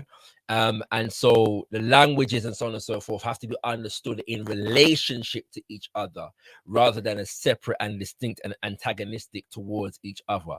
I think that, and I know he would agree with that last statement. I'm simply saying that in terms of affirming the greater African unity, we have to begin where we're at, yeah. And so we have to use the so-called tribal understanding differently. Is the point I'm making, yeah. And I'm just saying that because I understand how that however we phrased it might be used or misinterpreted by others, particularly those with nefarious intentions. So I'm just guarding against that. But having said that, I wanted to delve in on this point a little piece more, yeah, and I'm going to draw on the wisdom from two books. One is Anthropological Prisms, yeah, by Kwesi Pra, Baba Kwesi Pra, who is a linguist that was born and raised in Ghana, currently lives in South Africa, doing great work, and the classic Pre-Colonial Black Africa by Baba Sheikh Anta Diop, yeah. And we could go more into some of the points in terms of language, but I just want to touch on these things, all right, in terms of tribe. He says, much in the same, and I've dealt, if you see me before, you would have heard me read these words before, and you can check previous presentations, particularly the ones on African identity and African power, where I go deeper into this analysis, yeah. But reading from Anthropological Prism, Studies on African Realities, Baba Kwesi Pra says, in much the same way that colonialism created chiefs where they did not exist, anthropologists raise sub-nationalities or sub-ethnicities to the conceptual status of tribes. The Dinka in the Sudan were conceptually split into Atwat, Gogrial, Boer, etc. The Madi Moro group was split into Madi, Lugbara, Olubo, Avukaya, Kaliko in the Sudan, Logo, Madi, Lugbara in Uganda, and Logo, Avukaya, and Kaliko, Lugbara in Congo, Zaire. The theoretical and scientific limitations and distortions of this approach has been partially scrutinized by Marquette, who is a French anthropologist, who suggested that the study, quote, the study of large units in Africa would be no mean contribution to the anthropological theory. Yes. All right. So he's basically saying that a significant contribution to anthropology would be to study larger social formations and units in Mama Africa, not just the smaller ones. Baba Kwesi continues. This point cannot be underemphasized. One of the most important challenges facing anthropology in Africa today is to identify optimal cultural units on the basis of which development efforts can be constructed. Again, one of the most important challenges facing anthropology, the study of culture, in Africa today is to identify optimal cultural units on the basis of which development efforts can be constructed.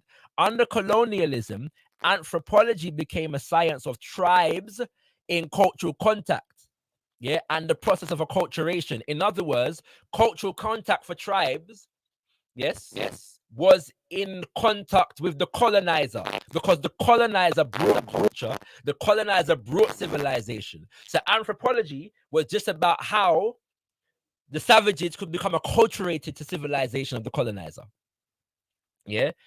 Administrative principles which are methodologically constructed along lines of proliferated divisions facilitated the process of rule. So the divide and rule tactic facilitated colonialism. The divide and rule tactic today is facilitating neocolonialism. So how do we overcome neocolonialism unless we challenge the colonial imposition of tribalism? How do we do that?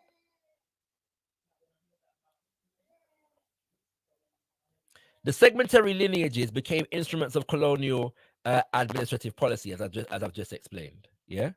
Right. So that was from Kwesi Pra in the book African Reality. Anthropological Prism: Studies on African Realities. And reading from Pre-Colonial Black Africa, Baba Sheikh Antodiep says, until now, 1960, the date of the first publication of this book, the history of Black Africa has always been written with dates as dry as laundry lists, and no one has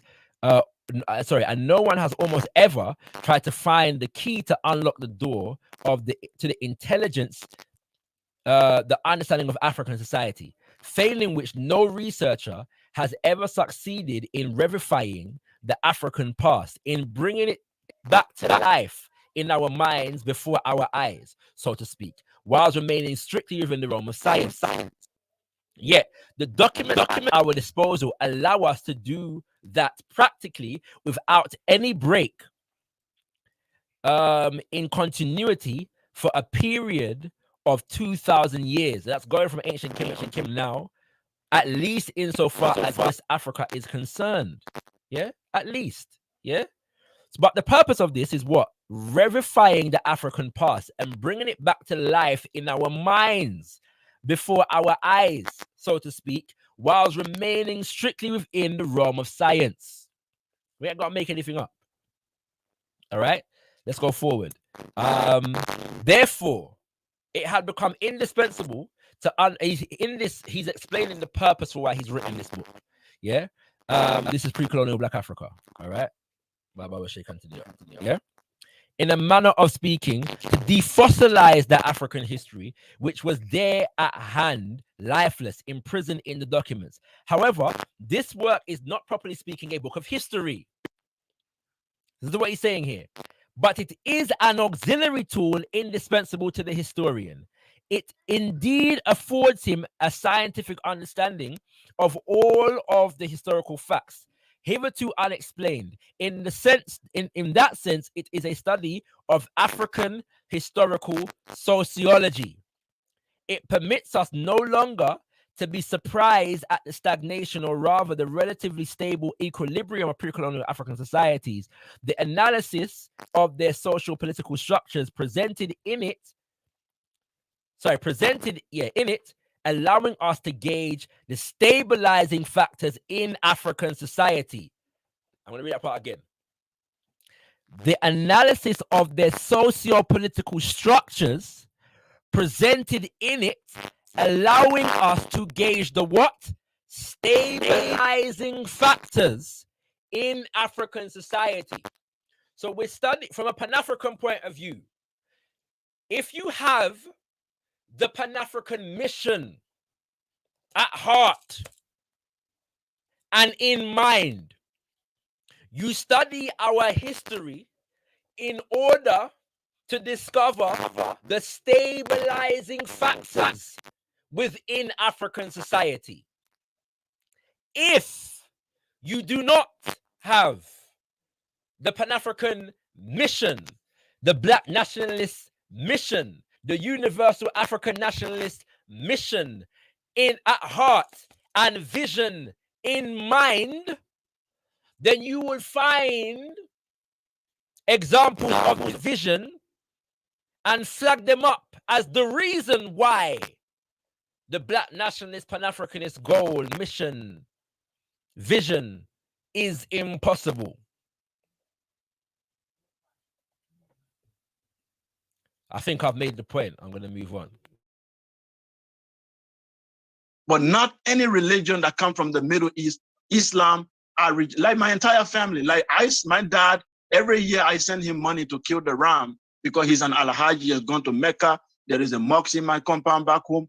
All my family are Muslim. I respect them. If my dad called for the money to kill his ram, I give it to him. If somebody want to go to Mecca, if I have contribution, I give. But I tell you, I don't believe in Muhammad and the Quran anymore. And I don't believe in the Bible, nothing. Okay. What's up, God Killer? Yeah, Yo, yeah. We ain't yo, listening to all that. We ain't trying to hear Garfield. all that, man. No, God damn. So, hold on before you go. Garfield, could you give me No, the I'm not holding up. No, I'm not holding up. I'm not. Hold on 1 second. Trust me on this. What's up, Rob? Yo, give me the host so I can share the screen. Okay.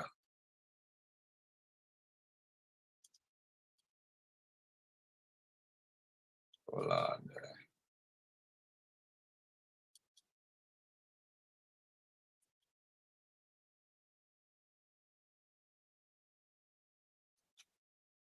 I'm going to skip here so you can hear that brother Outkasts has entered the conversation as well as brother Rabon. Yeah, and we're going to see what I go on now. Let me say this while you're trying to square the screen, man. Come on, man. This voice sounds like Ang. Yeah, man, you gotta live in the real world, man. You living in a world that has never been proven. There's never been a time in Homo sapien history where they didn't crew up or clan up or nation up. There's never been a time where all of Asia was unified. There's never been a time where all of Africans were unified. There's never been a time with the peaceful Native Americans where they all was unified. It's a lofty, impossible task. You gotta stop that, man. You know, come on, say cool. You know how big Africa is, yo? You can fit 2 United States in the Sahara and another United States. Come on, yo. Damn near 4 United States. You talking about all them being on one accord, yo? Impossible. So what are you saying, Ang? I'm saying that it's stupid. Not you, but just the idea is silly and stupid. All of Asia, Russia fighting right now. Ukraine. Yeah, so are you saying? Listen, yo, why is Russia fighting Ukraine? Niggas married to the same people killing each other right now. Why? Think about it, bro. That's all I'm saying, man. Like, we gotta do something to make some sense, yo. We can do something better than that. Just saying that shit is like the pseudo package to get us all fucked up. And I want to ask you, what's the population? No, I don't want you to ask me. I won't finish talking. I do not want you to ask me yet, because then you'll just talk for another 45. I enjoy your conversation. I enjoy hearing you teach. But give me just, I don't want you to ask me a question. Say, cool, you got to give Africans, continental Africans, and the African American, you got to give us a goal we can at least reach, yo. You can't give us a goal that we have no no example of. Nobody has ever done it in 300,000 years. That's a goal you're trying to achieve, yo. There has never been a continent unified, let alone a continent and everybody that left the continent come back to unity. Like, dude, that's impossible. That's all I want to say. Shout out to the pseudo killers. Subscribe to pseudo killers. Subscribe to the Real Black Atheists. I appreciate y'all. Y'all. All right, so another misconception here, yeah. So obviously, if you were here from the beginning, you can see that the purpose of all of that was just to emphasize the impossibility. Yeah, brother Ankh does not have the Pan-African mission at heart and in mind. Yeah, he is overawed, yeah, by the amazing awesomeness, yeah, of Western society and the hegemony of the West as it currently dominates the world. And so, because that hegemony currently dominates the world, and it is understood, yeah, and I'm reinterpreting what he's saying from the perspective of somebody who is imbued, yeah, with this mission and the vision, yeah, in heart and mind, yeah, because the magnificent awesomeness of that world, yeah, sees the African unity, yeah, African political and economic unity and cultural unity as a threat, yeah, that it's impossible, yeah, to manifest that in today's world. All right. Now, the first thing is this: whenever we bring up Pan-Africanism, one of the most popular things that you're going to hear is, well, Africa was never unified in the past. And what they mean by unity is that it never operated under a single state. That is true. One where in any Pan-African movement, literature, from the mouth of any Pan-African scholar, historian, political scientist, does it say that the logic or the justification for Pan-Africanism in today's world is based upon some remote past where the African continent once operated under a state? Please find that for me. I'd like to know, because this statement is so often repeated. It would appear that somebody somewhere is affirming this. Yes, I want to know where there. Please find it for me. Thank you very much. The second point there is, so what? What if let's say the goal of Pan-Africanism, and this is an oversimplification of Pan-Africanism, but let's say the goal was to unify the continent under a state. Because it was not done before, it can't be done now.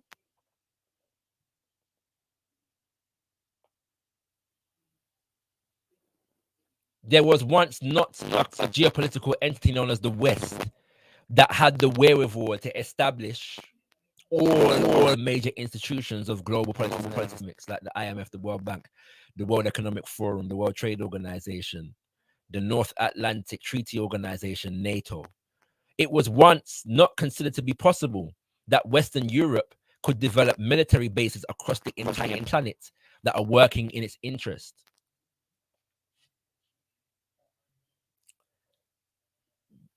And that condition is not one that existed in ancient history. Yeah. Europe never had a World Trade Organization, a NATO, in 800 BC, in 880. At one point, what was able to consolidate Europe was the development of the Catholic Church and the fact that the Pope acted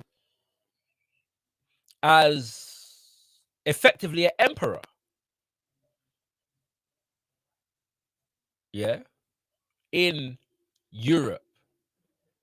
And so even with that, they had their fragmentations, the Protestant Reformation and so on and so forth, but continued to operate as a geopolitical entity despite their fragmentations and their divergences and their lack of a monolith. So if Europeans are able to collaborate to impose its hegemony on the world, why is it Africans cannot unite to throw off European hegemony? Why is that an impossibility? Is it an impossibility? Or is it simply that some have that vision and some don't? And those who don't have that vision would like to affirm the idea that it's impossible in order to justify their lack of vision in that regard. We're not indicting you for your lack of vision, but just call it what it is. Yeah? I don't got it like that. Yeah, and that's that. We can move on. All right. But yeah, we're gonna move on. By the way, I'm address some of these comments in the chat before I go forward very quickly. Giving facts, melanated goddess. Bigging up to Mr. Untouchable. Much appreciated. We practice Pan-Europeanism. This is. We're gonna get into this in a second. Yeah. The extent to which we accept and seek to assimilate into the Pan-European agenda. We accept the conceptual modalities of the Pan-European world without question. Yeah, whilst attacking, yeah, the African-centered Pan-African modalities that are in develop this moment in time. Yeah, we're gonna touch on that in a bit.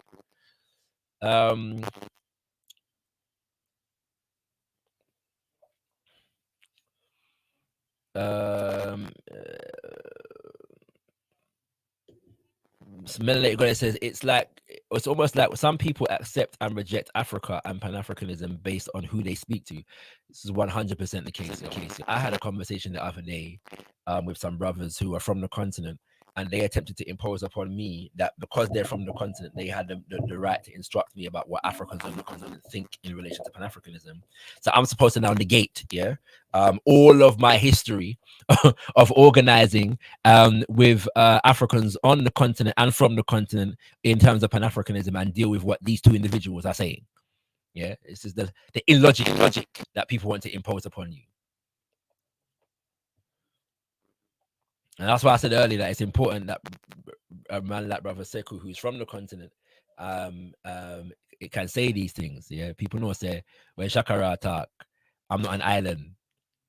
You know, see, as they would like to have it painted, the picture painted.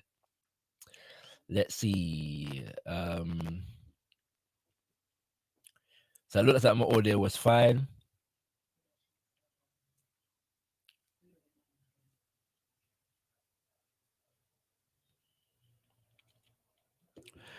Undlugani. Yeah, I hope I'm pronouncing that correct. That name sounds like it's like from like the Uganda region.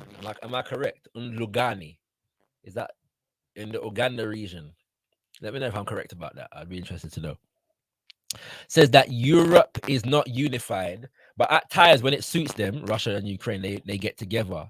If they can unite around topical issues, so can we. This is true, yeah. And I would argue that Europe has a certain level of functional and operational unity, yeah.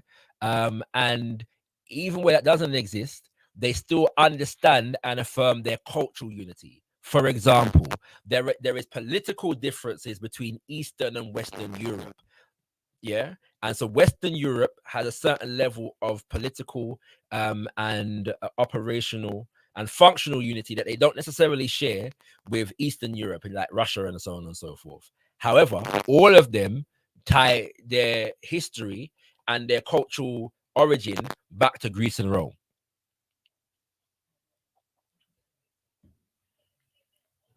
You know, like that. So even with their differences, they affirm their cultural unity. Yeah, but yeah, do let me know, brother. I believe Undlugani. Let me know if that name that's coming from around the Uganda region. Melanated touches in German paraphrase. Descendants of UK chattel slave union is asking a lot of questions that are not relevant to the conversation today. Shakara, why aren't you speaking about the UK Reparations initiative? I believe I have done on many occasions. I'm not sure, why else got another thing.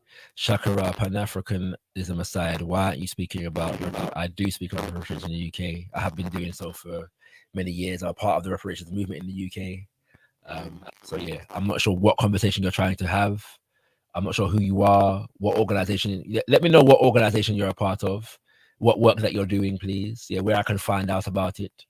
But yeah, my record in terms of Pan-African organizing on reparations is well documented. So yeah, but for that, aside from that, I'm going to ignore that. So let me know what your organization is, please, my brother or my sister, and then maybe we'll be able to engage at some point in the future on these topics. I'm pleased to announce, brothers and sisters, that I am joined by Brother Sekou. Brother Sekou, are you with us? Yes, can you hear me? I can hear you, my brother, loud and clear, loud and clear. Thank you for joining me, my brother. I appreciate you. Yeah. Peace and blessings, Shaka. Thank you for what you do. Yes, sir. Yes, sir. I really enjoy it. I decided to stay back a while to listen because sometimes interruption is not good. Yeah. Yes, my brother. Do you know what? I'm going to continue, and you can feel free to be as quiet as you want to be or as vocal as you want to be. But just for the sake of the viewers, yeah, just introduce yourself. Let the people them know who you are, where you come from, and the work that you are engaged in. Okay. So my name is Sekou Kele. My middle name is actually Abdul Malik, but I dropped that. My family are Malinke people. We are friends to Mali and all these places, but we now settle in Liberia. I live here in Canada. I study social service. I'm a social worker. But I became interested in Pan-Africanism some years back. Back on the continent when I was in Liberia, we read a lot about it, but it was not really enforced in the schools. It was just seen as something that had been outdated. So that's how it appeared to us. So while coming to the diaspora, I started reading more. So I found out that it is not just outdated, it is even the future. It is our reality and it's also our future. So I became involved in Pan-African activity. I call myself an evangelist of African Renaissance. So that's how I see myself. I am an evangelist of African Renaissance. And I believe in the Renaissance after I read Sheikh Anta Diop article, one of the earliest article he wrote. Many people are not aware about it. He said, when shall we speak about African Renaissance? He was writing this in the 40s towards 50s, at a time where many African countries were not independent. And people were pessimistic. They were like, this guy is crazy.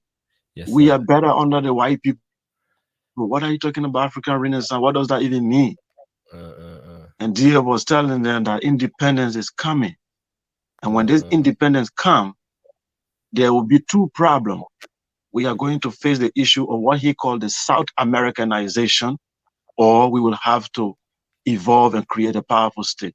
And he said, what is Southern Americanization is what the United States and European did to South America. They divided them into mini states, fragile, not economically viable. Even the term banana republic was meant to describe South American states.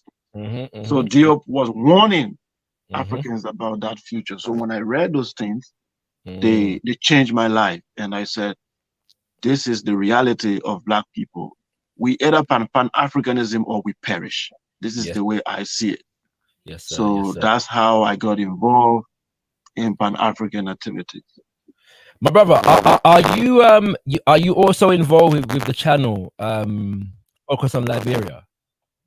Or did you just feature on this sometimes? Yeah, so Focus on Liberia, I've been giving a space every Wednesday to do what they call Roundtable Africa. The program is called Roundtable Africa, where I take the major news in Africa and the diaspora and discuss it every week.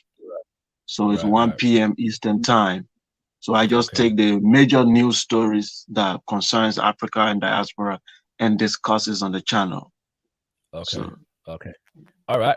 Well, check that out, Kings and Queens. Focus on Liberia. Yeah, focus on Liberia. Is the channel. And you can catch Sekou on the House of Consciousness on a TV periodically. Where, you know, he's doing some good work, Kings and Queens, here, in terms of evangelizing the African Renaissance. I love that. You know what I'm saying? We can tag Brother Sekou. All right. So yeah, feel free to just if ever and whenever you would like to come in, brothers, let me know, and you can say something. But feel free to be as quiet as you want to be also, right? It's your prerogative. Yeah. Yeah. All right. I just wanted to add to the point you were just making. You know? Go ahead. You see, when you look at Pan-Africanism, when people say it has not succeeded, it has failed, the diaspora, you know, have more problem. Sometimes they just do selective. It's a one story kind of a thing, the single story. They are not looking at the entirety of the reality that Pan-Africanism. One of the examples I will give is when Cheikh Anta Diop was the Secretary General of a Pan-African organization in the French War, they called the RDA in Paris. They were a group of students coming from Congo, Central Africa, West Africa. So they were together in France. So they were fighting for Africa to have independence. So they called the organization RDA. They were in the 40s and 50s. So Diop became the Secretary General, and he's like, we must go for independence. But when this independence comes, we should not stay in those colonial territory we now call countries. We have to collapse these borders and create a super state so that we can defend our people against nuclear powers, defend our people against the IMF, World Bank, these Western empire that were placed to stop us from what he called industrializing our economy. So they were laughing. Some of them said, independence will never come. Europeans will rule us forever. What are you talking about? Diop said, no, the independence is, you can see it is in the sky. Our people no longer want to stay in this colonial territory. So when independence eventually came, France put two options on the table. They said, you have to choose what they call the continuation of colonialism, or you have to call what they call rupture, that is, you break away and become completely independent. There were French countries such as Cote d'Ivoire and other places who wanted to remain in colonialism. 100% under few countries that wanted. Sorry, go ahead. Yeah, under General de Gaulle. So the countries that wanted independence, real independence, were Amese Couture of Guinea, Modibo Keita of Mali, and all these countries. And they were persecuted by both Africans and France. That's right. And what happened? Eventually, when independence came, France, when France saw that independence was inevitable, they gave power to those people who were against independence from the beginning. Yes. So Félix Houphouët-Boigny of Cote d'Ivoire was against independence. He became the first president of Ivory Coast. Our man of Senegal, who is Sédar Senghor. Senghor was not for independence. Senghor was for continuation of colonialism. He became the first president. Diop, who wanted real independence, they prevented him from becoming president in Senegal. So to show you the level of conspiracy from the very beginning to stop Pan-Africanists from achieving their goal and their dream. So people should understand that we're having an internal battle, an external battle. Our internal battle of people who are pessimistic, and they are actually sellout, but they appear to be intellectual and neoliberal atheists. They call themselves all sorts of names. And every talking point that they bring, I challenge them. You can trade that talking point to European colonialists. It's not their own thinking. I told Garfield, everything you are saying, everything Rabon is saying, I can take you exactly the quotation to tell you exactly who said it.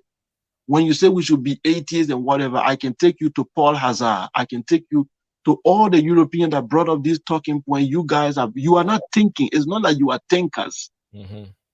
you are just repeating the only thinkers we have in Africa, Pan-Africanists, because they came with an indigenous idea from our historical reality and say, as the only state that succeeded in Africa, we are states that were based on amalgamation of different ethnic groups coming together. That's what Ile-Ife was. That's what Benin was. That's what Ghana Empire was. It was the coming together. It was an amalgamation. That's what Kemet was. That's what Nubia was. So these people who are speaking against this thing today, for me, I am beginning to suspect that they have an agenda. Yeah, my brother. You know what's interesting for me is that when you talk about the forces that are affecting us today, right?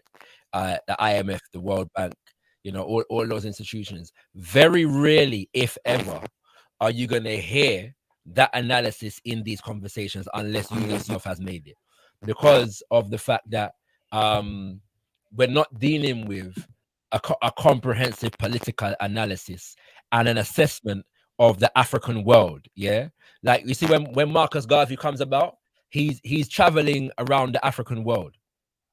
And we're going to come back to this because some slick statements were made about Marcus Garvey that we're going to have to bun up in a bit. But he's traveling around the African world, studying the conditions of African people. Then he forms an analysis, yes, of what we need to do to collectively to come out of the condition. Yeah. Whereas, and so that kind of a trajectory inspires us to look at the global forces that are affecting African lives.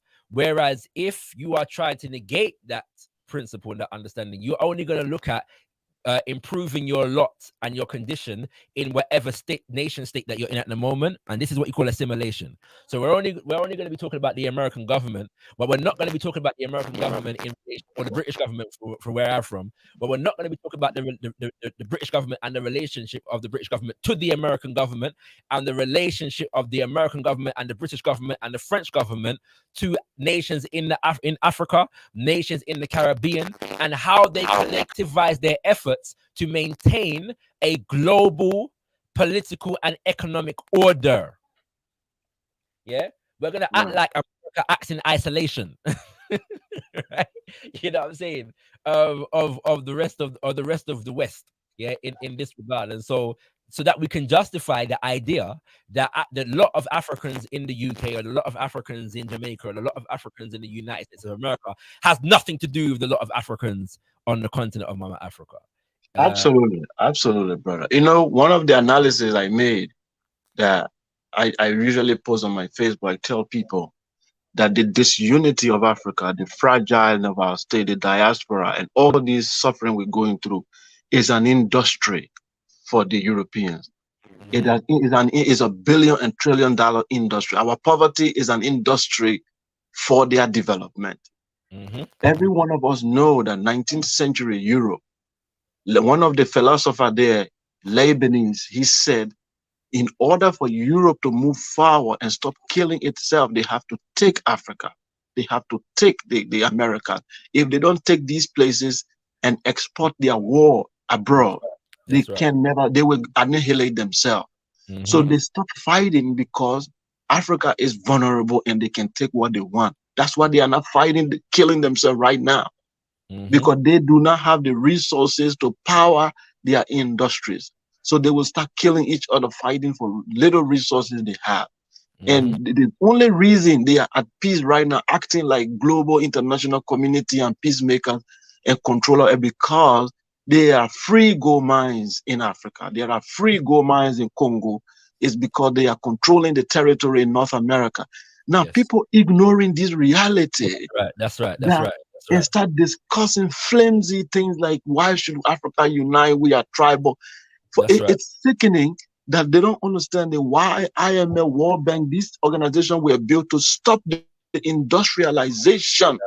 That's right. There is no such thing as third world countries. There is no such thing as poor countries. What you call poor country or third world country are countries whose industrialization has been blocked by Western power. That's all. You see. So I will keep quiet. I'll go mute and listen to analysis because I'm enjoying it more than my participation. Give thanks, my brother. Give thanks. I'm gonna play a piece more of the video, family, and move forward with some more analysis. All right. Let's go. Go ahead and talk yourself to death. I just wanted to put that there. Go ahead, say cool. You can say anything you want to say. Okay, thank you, Hank. I think I share your sentiment of pessimism on that idea of continental unity. But for me, mine is not because the continent is large or just because it has never happened before. That's not my argument. My first argument is on the issue of culture. The South cannot unite with the North. Even if it does happen, it's a time bomb that will not stand, because those in the North, there is a history between us, and the history is very dirty. And to unite with them to form a state, which they wanted to do in the 1960 with the Monrovia, the Casablanca group, when they had a meeting, because the African head of state divided themselves into the Monrovia group and the Casablanca group. So the Monrovia group were skeptical and said, no, we can't do it now. Let us wait for each of these colonial territory that we now call countries to develop by themselves, and eventually we'll see if the unity can happen. But those from the Casablanca group, which included the former Egyptian president, the late Egyptian president, they all wanted that the continent should unify. Now, for me, it would have been a disaster, because knowing that the Arabs and all the Berbers in the area, we never, even in antiquity, there was always a problem between, even if we convert to Islam, they still do not consider the black to be a real Muslim. So I think it was going to be a disaster to unite with them. Now, let's deal with the so-called sub-Sahara. I don't like using the term. It's a wrong. All right, so this is a point that you have to have engaged, in some actual Pan-African organizing or political education to understand and know. Yeah, the idea that Pan-Africanism is about unifying the continent, is again an oversimplification. Why? Because not all versions, ideologies, and movements that come under the umbrella of Pan-Africanism have continentalism as a goal. Yes. And there are disputes among Pan-Africanists on these issues. Yeah. So many people will chart the Osage of Kwame Nkrumah as one of the leading lights of continentalism, the idea that Africa should be united as it is, you know what I'm saying, including the Arab North and so on and so forth. Even in the time of Nkrumah, there were those that were challenging the idea based on for the reasons that Brother Sekou has just outlined. Yes. So when we say people harp on about uniting the continent, what they're failing to do is due diligence in relation to Pan-African movements and ideologies. Because if they did do that, then they would know that first and foremost, Pan-Africanism is about the people. Yes. And so it's possible to have Pan-African unity and nationhood that doesn't encompass the entire continent of Africa as it stands right about now. There are some who suggest, well, actually, we should just be focusing on what is referred to as sub-Saharan. Yes.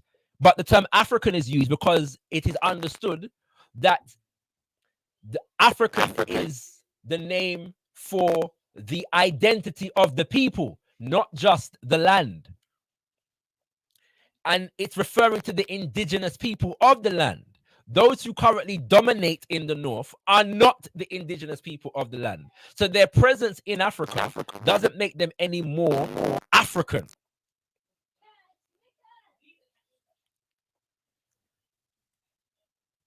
If that makes sense. Our brother Sekou seems to have disappeared. I hope I didn't remove him. I'm sure I didn't. So yeah, he might just be listening like he said he wanted to. So that's problem. All right.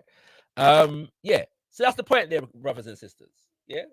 Right? If you understand Pan-African movements, philosophy, strategies, ideologies, then you would understand the nuances in these things. Yeah.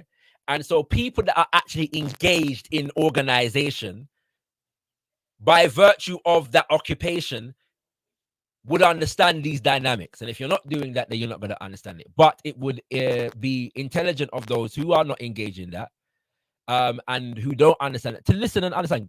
I hear you, brother Sekou. I've seen you. Give thanks. Much appreciated for letting me know. Yeah. All right. Just listen and learn. Well, instead, we want to negate, and declare the impossibility of, without understanding what we are talking about. You know, them ways there. All right, let's go forward. Wrong terms, a political charge term, so but I will use it just for the sake of description. The sub-Saharan Africa area, is it impossible for us to form one powerful state? No, I don't think it's impossible. And if the goal is not reached now, if is it possible for West Africa, if we reduce the dream, is it possible for what you call ECOWAS, the Economic Community of West African States, to form one country? Yes, it's possible. Even right now, we travel to each other country without a passport. I move from Liberia to Ivory Coast, Ghana. I move without a passport. I get in the bus and I move. There is no border. When you pass around, you see they just put a few irons there and say this is the border and why, because the French put it there. So these things did not exist. So for me, the borders right now that we have, they are not working and they are impossible. Lesotho is literally inside South Africa.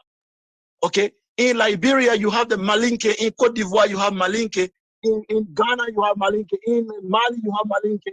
And each Malinke have their family in the next border. They speak the same language, but they are separated by French and English. But some of them were all in the Mali Empire, but now they belong to different countries based on the colonial border. We said the present Africa we have is the dream and the imagination of the white man. What is the dream and the imagination of the black man? I'm only pausing to emphasize the question. The Africa we see today, the African we see today, is the dream and the imagination of the white man. What is the dream and the imagination? I'm going to replace those two words with the word vision. What is the vision of the African?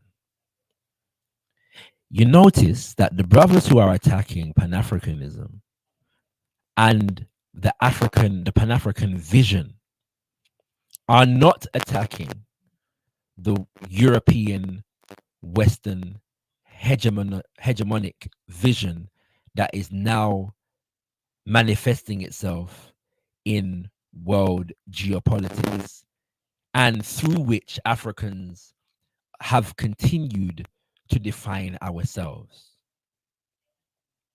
So whether this is intentional or unintentional, witting or unwitting, we have to analyze the consequence of attacking, dismantling the Black nationalist Pan-Africanist vision, how we envision ourselves and the world, whilst tacitly supporting through our acceptance how our colonizers and neocolonizers define the world. What does that look like in terms of power dynamics? What does that mean in terms of our position in the world? And what does that mean in terms of the politics that we are espousing? This is not an apolitical position. The idea that Pan-Africanism is possible is a political position that has political consequences in today's world in relation to the extent to which we are supporting neocolonial Western hegemony and the extent to which we are resisting it. We have to understand that. Designing Africa. That's the question. Hey, nigga, that was my fault. Ninja, that was the longest question I ever heard in my life. You lost your mind, Sync. Yo, you asked me a 45-minute question. I know. I talk a lot. I'm not even attempting to answer that, yo. We make you president. We make you a right, political leader in Africa. What's your dream for us? Let me help you out. Yo.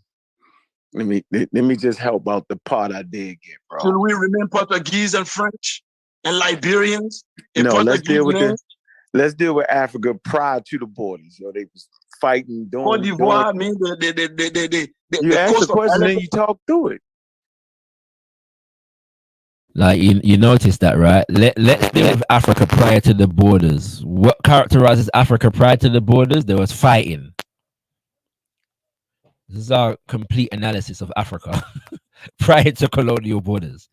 Like, do we understand the danger, how dangerous it is for us to continue to regurgitate these colonial talking points?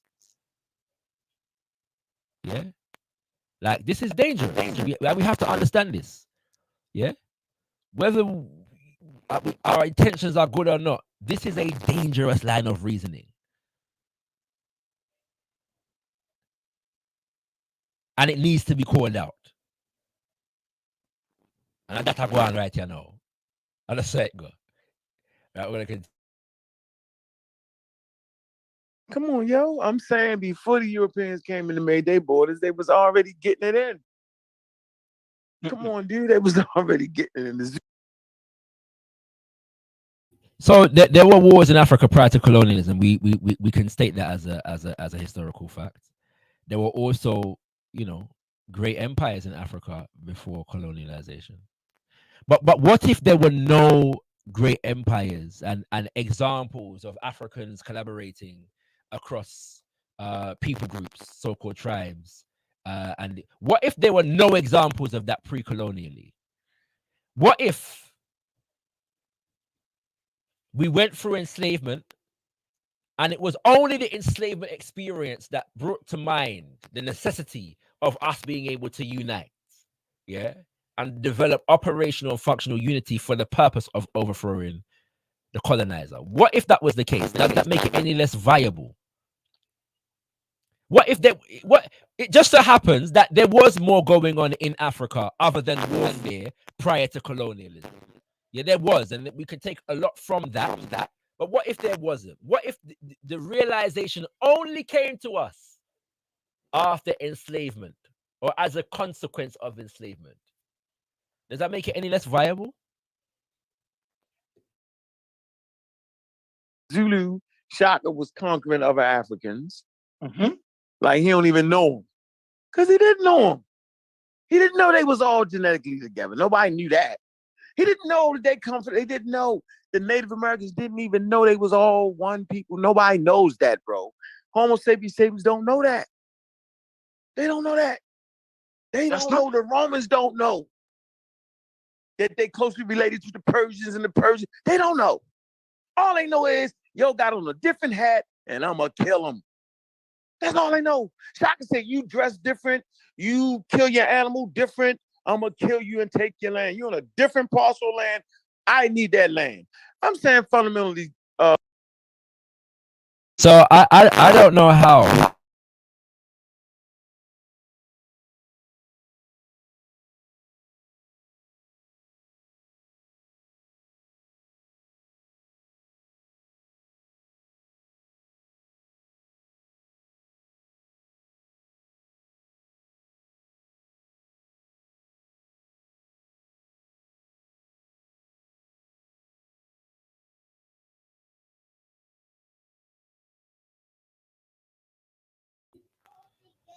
Sorry, I was muted. I was saying, just as an example, because people usually bring up this book in these circles, yeah, something that they've read. Yeah, I don't know how you read Destruction of Black Civilization by Baba Chancellor Williams and come to the conclusion that Brother Ankh has just stated. Yeah, I don't know again how you read pre-colonial Black Africa, yeah, and come to the conclusion that Brother Ankh has just espoused. Yeah, I don't know how you come to that conclusion. I don't know how you study ancient Kemet, Tarseti, Nile Valley in general. Everybody talks about we should focus on West Africa. I don't know how you study West African civilization and come to this conclusion. Yeah. I don't know how you study When We Ruled by Brother Robin Walker and come to the conclusion that Brother Ankh has just espoused. I don't know. I just don't know how you do that.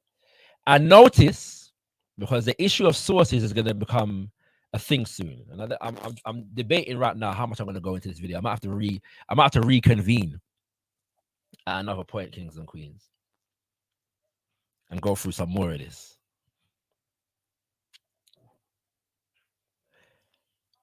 But notice, Brother Ankh has not backed up anything that he said with any scholarship, with even a historical analysis. So Brother Sekou, for everything that he said, he's provided examples, yes, pointers and references that people can look into if they're interested in the topic. He's provided examples from historical and contemporary African culture, civilization, and condition. Yeah? And Brother Ankh, because of the fact that we live in a world that is diametrically opposed to the ideals that Brother Sekou is espousing, is able to come and just negate that and rubbish that without even the attempt, yeah, at providing a context, let alone a source. And this is supposed to be accepted. Yeah. And then later on in the discourse, sources become a sticking point for those who disagree with this line of reasoning that were not asked for when statements such as these are being made without no sources. As my brother Kale has said, it's very unsynchronized, extremely unsynchronized. Speaking of Homo sapiens have not changed that behavior. So if you think that all of a sudden we're gonna move the borders, and if you move the borders, it's still gonna be acting crazy. Border don't stop you from acting crazy. A border don't make you act even more crazier. The responsibility of Africa is on the Africans. The African American, what? Man, we can't even fix our own community. Say, cool. You want me to join your struggle, bro? I can't. I can't even walk out my door. My kids can't walk out the door without getting shot. So if you think I'm worrying about Africa, you trip. Why would I do it? Say, cool. Fix your own house first. I'm not diving into some unification with Africa. They can't even figure it out. They fighting tooth and nail right now in the Congo. They getting it in. What do you want me to do? Can I fix my own community first? Look, this is what we're going to do. Say, cool. We're going to do this, me and you. I'm going to help fix my family, my neighborhood, my community. You go back to grandma's house and help fix your little area. And then let's talk about it over some tea or some coffee. All right. So this is the another misconception, a popular one here that needs to be explored. The idea that Pan-Africanism is about dealing with Africans on the continent, helping Africans on the continent, moving to Africa, negating the conditions of our people wherever we are domiciled. Now, you notice that this is a contradiction to what Brother Garfield said at the beginning. Brother Garfield said Pan-Africanism is about the African diaspora and connecting it to the continent. Brother Ankh comes and says, well, I can't be concerned about Africa. I've got my own community to deal with. Brother Ankh, I know, comes from Baltimore. He's got his own community in Baltimore to deal with. Again, I need substantiations here from any Pan-African movement, organization, leader, etc., in which it is espoused or taught that Pan-Africanists domiciled in the United States of America, domiciled in the United Kingdom of Great Britain, domiciled in Jamaica, Haiti, Brazil, France, Australia, negate addressing the issues of Africans in those areas where they are and focus exclusively on resolving issues on the African continent to the negation of issues where we are. Please find this for me. To the contrary, every significant Pan-African movement, organization, leader, scholar, spokesperson, etc., begins Pan-African movement building and resistance and revolution where they are among the people they're amongst, addressing the conditions of those people, but connecting the conditions of said people to the international conditions and issues facing the African world, and engaging in political education and movement building so that we can develop critical mass to have greater effect and impact upon our goals. You will not name me one significant Pan-African movement anywhere in the diaspora that advocated not addressing issues where we are and just running to the continent, or doing everything where we are to just address issues on that. That doesn't exist. From Martin Delaney, yeah, and he was a key advocate of migration, but not just to the African continent. Yeah, when we talk about Martin Delaney didn't just advocate migration to the African continent. Martin Delaney advocating migration to places where there's an African majority. And so at different points, he was talking about going to Brazil and Haiti in the name of Black nationalism, Pan-Africanism. You're not going to find it. Go to Marcus Garvey. Yes? Where every branch of the UNIACL was to establish a political union, the so-called Universal Negro Political Union, to address the specific issues of the Africans in the specific areas where they were. Go to Omowale Malcolm X in the development of the Organization of Afro-American Unity. Tell me where in the program you're going to find, let's run and negate the issues that are here at the moment right about now and just focus on sending money and resources to the African continent. This is a complete misconception, but a popular one that is allowed to run unchallenged in conversations such as these. And again, you notice that no one asked Brother Ankh for a source to substantiate what he just said. But they who make the claim have a responsibility to substantiate it. So please, yes, substantiate the premise of this claim, I beg, of any brother or sister who is sadly burdened with this misconception. I'd like to see evidence of it. Thank you very much. Because right now, bro, you way out there. You far. You happy. You happy. That's all I'm saying, bro. Let's just do can we just do what we can do? I promise you right now, you can go back to Ghana, yo, and you can get a couple of the villagers, yo, and y'all can like, yeah, let's build a street sign in our neighborhood. Let's build a street. Let's build some nice housing, affordable house. I bet you could do that. Say, just to add, brother and sisters, one of the key and one of my primary inspirers in terms of ideology and practice is the man who wrote this book, Nana Amos Wilson, The Blueprint for Black Power. Yes, and subtitled The Moral, Political, Economic and the Moral, Political and Economic Imperative for the 21st Century. Yeah. Now let me show you something, right? Just to reference this. Yeah. Okay. This is what I want you all to do. Okay. So I've made a statement about the fact that you won't find that dynamic in Pan-African movements, theorists, ideologies, leaders, and so on and so forth. Yeah. And the fact that what they're talking about is connecting us, but beginning with the issues where we are at the moment. Okay. So Baba Amos Wilson is beginning in the United States of America. And so in the book, he deals with, after giving quite an extensive overview of the power and what it means in its different forms, it starts class, race, and power in America. Okay, the Africans, yes, in order to develop Black nationalist Pan-Africanist ideology and nation, must begin with, as far as those in America are concerned, looking at class, race, and power in America. Yes. And then it goes forward, process of the ruling class, the policy formation process, again in America, the candidate selection process in America. Then it deals with issues of ideology, the economic order and power in this, he deals with the domestic as well as the global. Okay. Race and economics.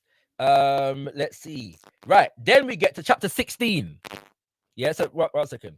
So class, race, and power in America is chapter 7. Then we get to chapter 16, which is investing in and trading with African nations. Yeah? Okay. All right. He goes back to the domestic and puts the domestic in the context of the global with things like the paucity of black wealth, the myth of the market economy and black power. Then he deals with a nation within a nation, chapter 21, a nation within a nation. The Africans in America, the United States, must begin to see themselves as a nation within a nation, connected to a global African nation. But they must begin by recognizing their own nationhood within the nation that they're a part of and organize on that basis. Demographic foundations of an African American nation within a nation.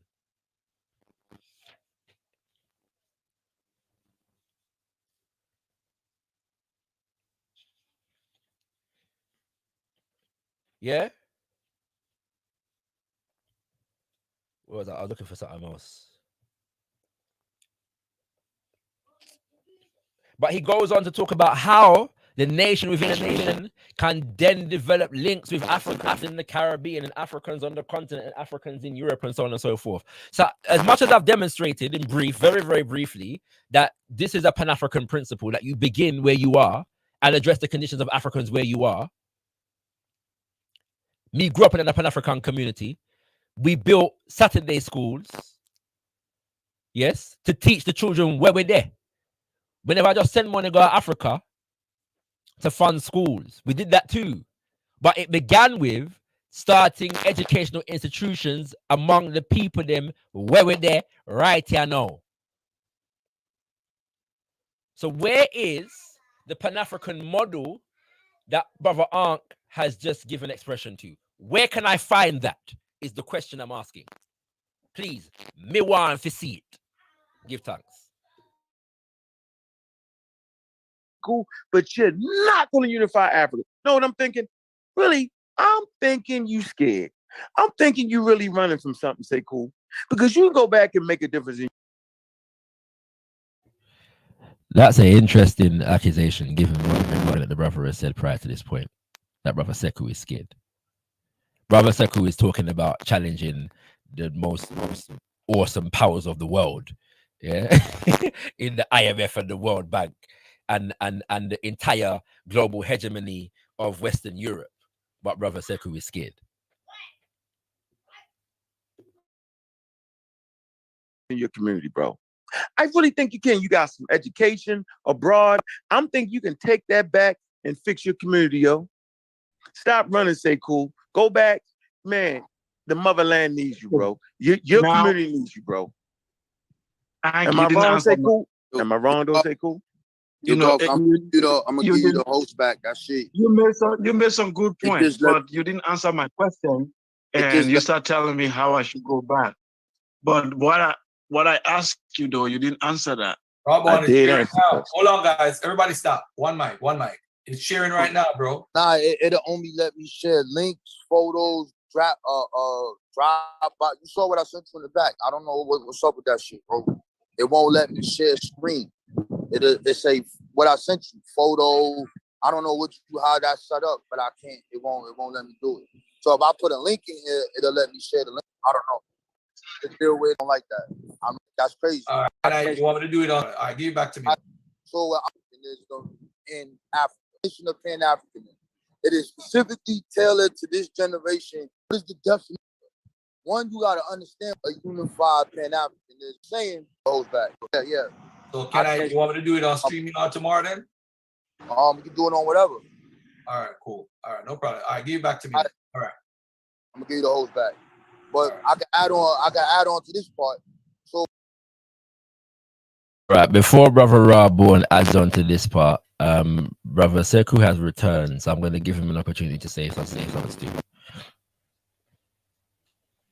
Yeah. Can you hear me, brother? Yes, I can hear you. Okay. Yeah, sorry.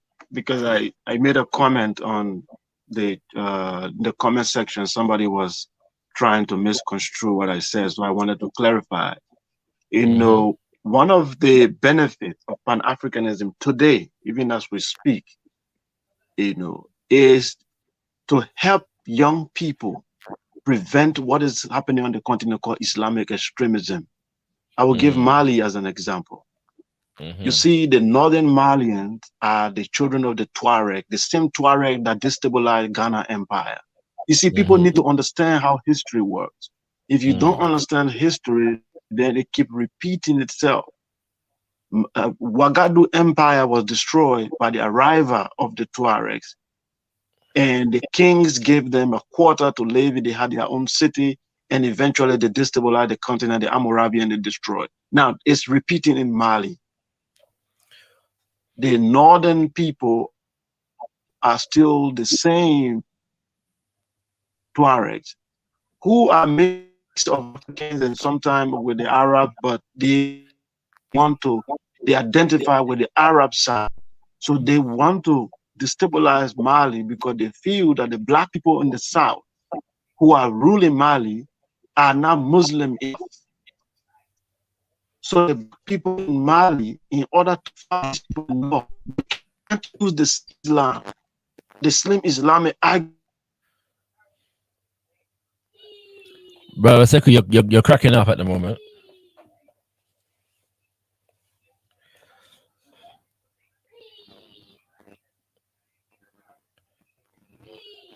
Brother Sekou, we seem to have lost you.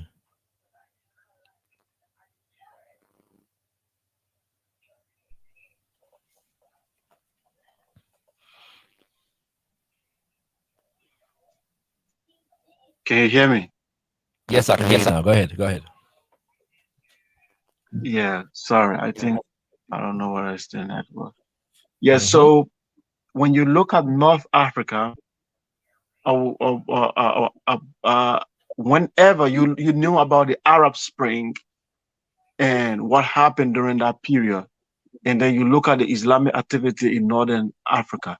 Now, whenever there is an oppression in North Africa, whenever there is an oppressive regime, whenever they are faced with European disturbing them, the only philosophy they use to fight back is Islamic extremism, because that's what they use to to convince the grassroots and form a militant group to fight against oppression. Now, in the southern part of Africa, or the sub-Sahara so-called, whenever we are oppressed, whenever we have an oppressive regime or somebody we want to remove, the only viable philosophy we have to assemble young people is Pan-Africanism. So if you don't propagate Pan-Africanism, what will happen is that these young Africans, who some of them, their parents are Muslim, if they want to fight oppression, they start joining Islamic extremism. That's what happened in Nigeria and the creation of Boko Haram. Because the Pan-African idea, which can be used for them to fight against oppressors, is not visible, it's not propagated enough. So they felt that the only philosophy that they can use to fight the oppressor is Islamic extremism. And that Islamic extremism is counterproductive to all Black people, because it is the promotion of Arab civilization and the supremacy of the Arabian man. This is so, just a fact. Yeah. So the Pan-African idea is saving people today. If you watch this, the activity going on in South Africa, Julius Malema is trying to enforce the Pan-African idea. And they are persecuting him for that. He doesn't win a lot of elections because they say he wants to open the border for other Africans to come in. If Pan-Africanism was visible in Somalia, the Islamic activities there will go down because the young people will now aspire to Pan-African idea. So it is the only philosophy on the continent that can prevent Islamic extremism, that can prevent the European Christian indoctrination, and that can prevent any strange philosophy that will divide our people. People should look at the importance of this philosophy. It is the only surviving lifeline for Black people in even the diaspora. Look at the what is happening in the diaspora. The European, France still control Guadeloupe. They still control some other states in the Guadeloupean area there. Yep. The Pan-African idea in the Caribbean is trying to bring these people together. And when these people do not understand that there is a philosophical Pan-Africanism that their ancestors has established for them to operate as a geopolitical power, then Dominican Republic will isolate Haiti. Then those in other part of Dominican Republic, they think that they are different from Haitian. Then those in Guadeloupe would think that they are different from those coming from Jamaica. Then those in Belize would think that they and Jamaica are not the same people. We are very powerful. We should have acted as a powerful force in the world. But because Pan-Africanism is not yet, they have not brought it back to the mainstream, we are fragile. Yeah. How come people don't understand what we are saying? But they understand the European globalist agenda. And the globalist agenda and universalism, which these people are trying to be evangelists of, is based on the idea that there is one ideology and one philosophy that should govern the world, and it is the European ideology and philosophy. And in this global village they want to create, there is a village head. And who is that village head? United States of America, NATO, and Europe. Yes, sir. Good point. Good point. Good point. Stay on, because I'm gonna wrap up soon, yeah. And I'm probably gonna do another session. I want to probably explore this further into the video on another day, because I'm coming up to like 3 hours having been live at the moment. I don't want to make this video too long, yeah. I'll stay on. Yeah, but because I'm only asking you to do so because I'd like you to contribute to this next point before we wrap up. And I'm gonna play the video until I come into the conversation, and then another day, brothers and sisters viewing, if you'd like me to come back to this video and explore it some more, let me know. Yeah, if the demand is there, I will definitely do it. Yeah, if the demand is there, I will definitely do it. So just let me know if that's something that you'd like me to do, please. All right. Right. So let's play some more of this thing. I'm gonna go and deal with some more. What Unc is saying is correct. There never was a unified Pan-Africanism in Africa. One, you got to understand what that word means. What does it even mean? What is the definition of Pan-Africanism? It is specifically tailored to this generation dealing with the diaspora, saying that all of the people should unite based upon our shared history and to fight against oppression, racism, and that the only way we're going to make it is if we come together based off of those said principles. When we look at the origin of how we even get here, here you have this on the screen. An evil West African king and the Atlantic slave trade. The classic comic stating that Africans stole Africans during the Atlantic slave trade is very common on forums, on classroom discussions, who bring this argument in order to downplay the magnitude of the slave trade. They fail to understand that during the era of the Atlantic trade, Africans did not associate themselves with a continent, but rather identified themselves with various societies, states, kingdoms, and empires, bigger or smaller, where people belonged to different lineages, spoke different languages, and had various religious beliefs. Neither in the past nor in present, Africa can be defined or referred to as a sort of country, etc. Now, when you look at this king, Adandozan, the king who ruled Dahomey in the present day of the Congo between 1797 and 18. All right, I'm pausing it there very quickly because I'm gonna go on to a point that needs addressing by itself. Yeah, the first thing is that, again, like, nobody made the argument that Africa was totally unified as a continent prior to colonialism. It's a complete red herring. But the existence, this would be like saying, because of the existence of FBA and ADOS, that Pan-Africanism in the West is a nonsense. It makes no sense. Yeah, the idea that there were Africans who had discord and feud and whatever, and who were not behaving in very Pan-Africanly back in the day, doesn't negate the idea that there are certain behaviors of certain Africans who inform the development of Pan-African principles in today's world. This is a complete red herring, yeah. It's not dissimilar. That the context then is not dissimilar from the context now. Africans in the diaspora also identify according to different identities and ways and more cultures and so on and so forth. Yeah. So if Pan-Africanism is viable in an African diaspora that identifies itself as Jamaican and American and Haitian and even in some instances British and French and so on and so forth, if it's viable in that context, why does the history of discord among people groups in Africa negate the Pan-African concept right about now? Or just the fact that Africans didn't identify as one African? Yeah, you know what I'm saying? Back in the day, negate Africans don't in the diaspora don't do that now, but we still got Pan-Africanism as an inclination that has spawned various different movements and ideologies. There's a missing link in the logic here.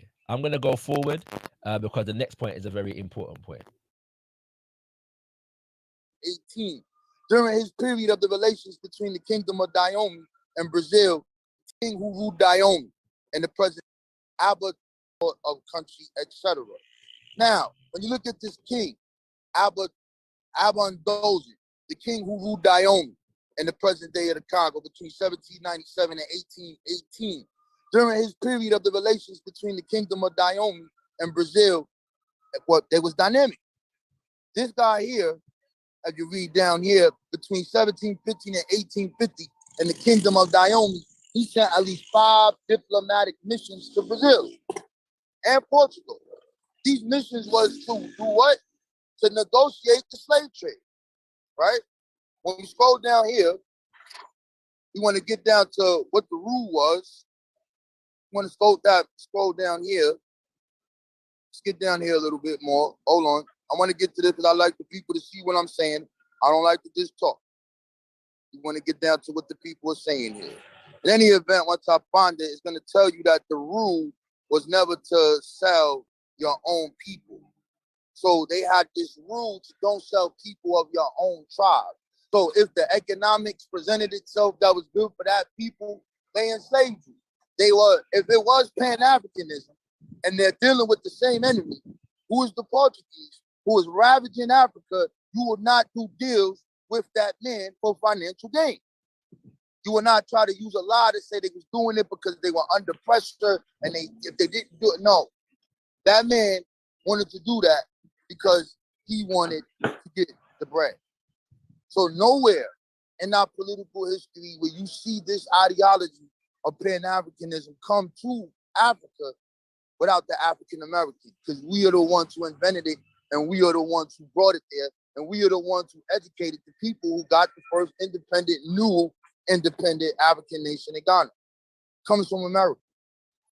That was not there. And it's not there today. And I'm sorry to tell you, it will never be. It's just not going to happen. All right, so there are so many fallacies, yeah, with that. The first thing, yeah, because that statement basically X'd out the existence of Pan-African movements and ideology and thinkers and movers and shakers on the African continent, basically up until the independence era in the 1950s and 60s. Yeah, evidently, Brother Rabon has no idea about the names Mojola Agbebi, J.E. Casely Hayford. He has no idea about the names of people like James Africanus Horton, yeah, John Mensah Saba, yeah, and others, yeah, who are on the continent. All right, he doesn't have any idea about the Abba women's rebellion in what is today called Nigeria in the 1930s, that was led by Igbo women, but encompassed women of various different so-called tribes, ethnic groups. Yeah, the idea that people like John Edward Bruce and Martin Delaney and Edward Wilmot Blyden were able to do their work in part because they were connecting with brothers and sisters on the continent who were doing certain works. Yeah. So this is a ahistorical analysis that it comes with unfortunately the ideology of American exceptionalism, yeah, and it's this idea, this force that brothers and sisters in the United States of America in particular, and in the diaspora in general, exclusively were the givers of Pan-Africanism to the continent of Africa. This is not the case. Yeah. And I'm saying this as an African from the diaspora. Yes, there were certain things that did come from the diaspora, as I've already explained. There are certain expressions and certain emphasis that can be more attributed to the diaspora than the continent, and vice versa. But that doesn't, this idea that it was exclusively developed in the continent and they never had it until we brought it there, I can't back that analysis. One, because it's ahistorical, and two, because the political inclination that produces it is one that seeks to lock Africans on the continent into a primitive, tribal, savage kind of consciousness without the capacity to organize for greater freedoms. And this is just not the case. Yeah, that's one point. There's a couple other points, and in fact, let me see if Brother Sekou has a response to this first, while I just locate some information in a book right here.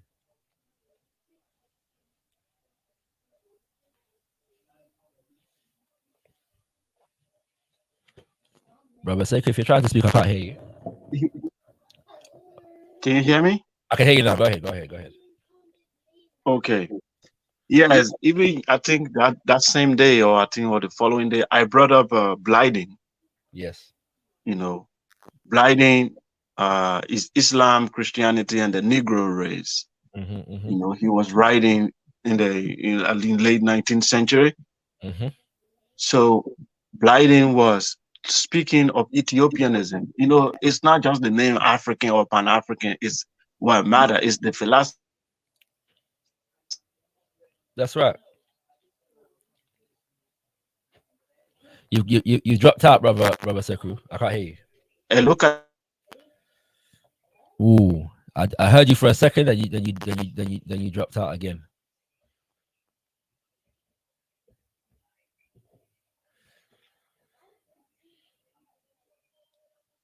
Brother Sekou, we're having some problems here. I'll take a comment or two. And this is it. I think all of us have given our unique expressions to Pan-Africanism. There's no doubt about the context. This is what I said as well. When you hear me coming later, it'd be more accurate to say Africans in America made a significant contribution, because that is a fact. Yeah, certain things did manifest in the United States of America. Certain things did manifest in the Caribbean. Yeah, certain things did. You know what I'm saying? Like certain things did manifest on the continent of Africa. Yeah, but it was a collaborative effort. Yeah, and but you know what? Do you know what I thought about as well though? What if that was the case? Like, what if it was the case that it was exclusively Africans in America who developed Pan-Africanism and exported it to the rest of the African diaspora, including the continent, and we followed suit afterwards? So what? Like, what if that was actually the trajectory of history? Yeah, would it make Pan-Africanism as it developed everywhere else in the world any less viable? So let's say the Africans on the continent didn't get it until Africans from the United States of America went there. What's the point? Let's say Africa was completely disunited and didn't know how to unite until some Africans from the United States of America went to the continent and showed them what this unity thing is all about and how to unite and all these things. And that's when, so what? What would be the point of that analysis? Would it make the development of Pan-Africanism on the continent any less viable? Does it make the ideal of Pan-Africanism in today's world any less viable if that was the flow of history, which it was not? Brother Sekou, are you with us? Yeah, I'm here. I don't know. Okay. I can hear you now. Okay, go ahead. Yeah, you know, I don't know. They make the worst argument, like one of our brother Jabari said. The argument they make sometimes you don't even get it. You can look at the argument that Ankh provided after I asked him what is his vision for Black people, because the state we live in now is the states created by the imagination of the European. When 1885 in Berlin Conference, when they were dividing these places, it was not, they didn't take any cultural consideration, historical consideration. They were doing it based on what they could take. So that's how they split up these places. Now, the only response he could give was go back and then do your stuff. I do my stuff here. He doesn't have the answer. You see, now what this other person is doing here, are you hearing me? I can hear you, brother. Go ahead. Yeah, is to bring up a paper and say evil African king. Yeah. Okay. Now, when you look at that, what he's trying to show is that there was one evil African king who somehow had collaboration with Portuguese. Therefore, boom, Africans could not unite. And Pan-Africanism is impossible on the continent. Pan-Africanism is impossible. Yes, that is like a baby argument. So it's like the last president of Ukraine, Poroshenko, was conniving with Russia, and now there is a Ukraine war. Therefore, Ukrainians can never unite because one of their presidents was collaborating with Russia. It's a completely nonsensical argument. You see, this is, you don't look at the entire picture. We are trying to tell people the African mode of production, the empire, the original empire, their mode of production and economic base was never slave-based originally. You can show us any indigenous slave market where prior to Arab Muslims and Europeans, that kingdoms were trading each other and they were selling each other just as a way of production. It did not exist. Now you have Europeans who are in charge. This so-called king, does he have sovereignty? Was he in charge of his empire? Was he having a voice? This is a puppet that these people were having on at the time. And this puppet, they were forced to do. If they don't do it, they were executed. We saw that of Congo. He was trying to mention. We saw some of the letters written by the king of Congo to stop slavery, and he was rejected. And he was a bit of a puppet himself, but he was a puppet, right? But he still had the word to say, well, we don't want the slavery business around here. Huh? Why don't you mention the founder of Mali Empire, where I gave him Sunjata Keita, where he have the 40 law called the Edict of Sunjata, where he banned any activity of anybody selling any human being on the empire. And these laws were existing. They have now been transmitted. Now they are even written in a book. Now you jump over all that. You went to pick a king of Dahomey who was virtually under siege. And then they say, this is what he did, so therefore it was African. These are worse arguments. It's like saying Hitler was bad. Hitler attacked other Europeans. Therefore, there should be no European Union. Okay? Hitler was attacking all European countries. He was taking names and he was going around. That's right. And so but instead, my brother, so what happened was, and you would know this if they would know this if they were actually engaged in Pan-African political education. To use your European example, what happened was the rest of Europe got together and step up Hitler, and discipline Germany and tell them to get with the program, right? That's what happened, And so if they understood the concept of neocolonialism, then they would understand that dynamic persists today, right? In terms of leadership on the continent and even in the diaspora, that neocolonial leadership exists, and it's a part of the Pan-African mission to address and negate and overthrow neocolonial leadership as it exists among us. That's what they would understand. Go ahead, brother.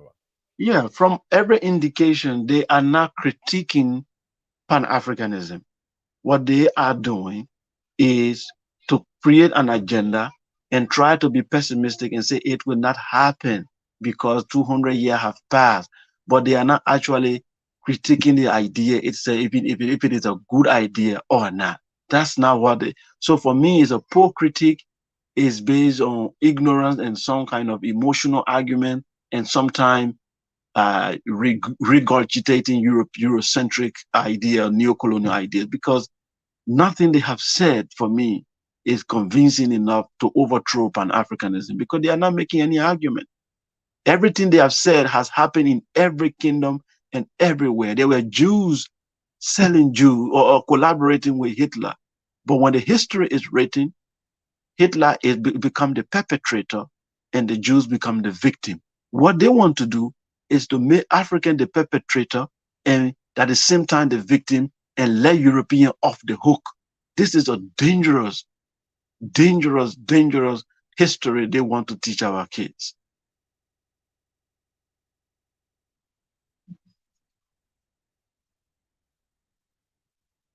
You are muted, Shaka. Giving facts, brother Sekou. Sorry, and so I'm gonna address a couple points on this, and we'll go for a little bit more. Yeah? Adandozan, yeah. It was the king, and I'm not an expert on Dahomey, right? But there are a few things I do know. And one of them is that Adandozan was the king that directly preceded Gezo, yes.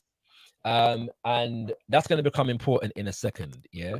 But just bear that in mind, and I'm going to read from a book that I know Brother Raborn has read, or at least has read to some degree, yeah. And look at why these oversimplified narratives, yeah, are dangerous, yeah. And that book is oh, by the way, Basani, you're there in the chat, yeah. You once again, you're welcome to come through, yeah. You know, if you want to, just click the link that was sent to you, and you can come through if you want to. But once again, don't feel no obligation. But yeah, we're there. I was looking to wrap up soon, but if you do come through, I'll extend it a little piece more still. All right. Fighting the slave trade, West African strategies, yeah. And so there's a part where they talk about one of the strategies, unfortunately, because of the disruption that was, and when you look at what Rabon actually just said in terms of groups not seeing themselves in a unified way, but seeing themselves as separate and distinct, and in many ways enemies, and how this facilitated the enslavement process. Now, the interesting thing is that Brother Raborn puts that forward as an argument against Pan-Africanism, when in fact it's an argument for Pan-Africanism, because the reality is that we understand the makeup of the continent at the time in terms of people defending their own group, often to the detriment of groups that were neighboring them. And the extent to which this facilitated the enslavement process and the colonial process. In other words, everybody lost out in that context and in that dynamic. The only people that prospered were the Europeans. Yeah? So the argument that says, well, actually, we need to not be seeing ourselves as antagonistic towards each other and as enemies. We need to develop some type of operational and functional unity, yes, learning the lesson from what has happened and the consequences of our fractures in terms of enslavement and colonialism. The only solution to that is some semblance of unity. So that this is not an argument against Pan-Africanism, but somehow our brothers have used it as an argument against Pan-Africanism and not a justification for it. This is very strange. Yeah. However, when it comes to Adandozan, now in this book here, one of the things that they outline is the fact that sometimes what used to happen is that people used to try and retrieve their own specific family members. Yeah. And sometimes they had to give others over in order to retrieve their own family members back, yeah, from the enslavers, right? But for those who were at the state level, this was even transcontinental, yeah. So let's read, because it was said that he went to negotiate enslavement, and then we're going to check out some other stuff, yeah. It says, I'll start from here. It says, John Corrente, a headman of Anama Boe, Ghana, had seen one of his sons, William Ansah, shipped to Barbados in the late 1710s. The Royal African Company promised him that he would be recovered, and another of Corrente's sons sailed to the island to retrieve the captive, who was finally redeemed.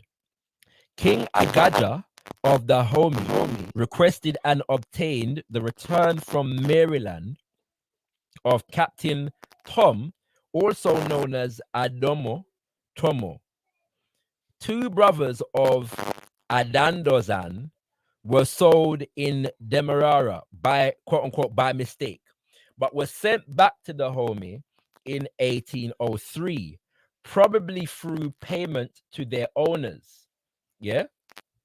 So it would seem that Adandozan or representatives thereof paid the people them that were enslaving his brothers in the Americas. I think in this instance it was Brazil.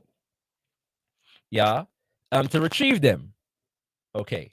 So that's one of the contexts in which a mission was sent. Yeah.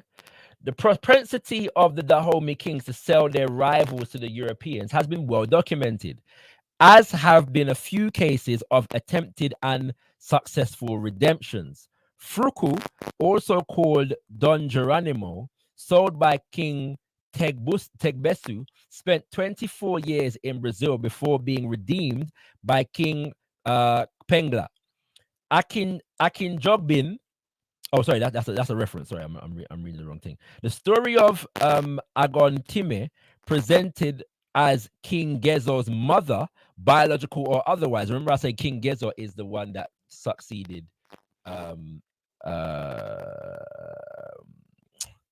Adandozan. Yeah. What was I? Yeah. Gezo's mother, biological or otherwise, may also represent a successful redemption. After taking power in 1818, Gezo sent 2 delegations to the Americas to look for her after she had been exiled by Adandozan, with 600 other men and women following a dynastic quarrel in 1797. In the early 1820s, a woman named Agon Time, said to have returned from the West, was named Pojito by Gezo, the highest female position in the kingdom.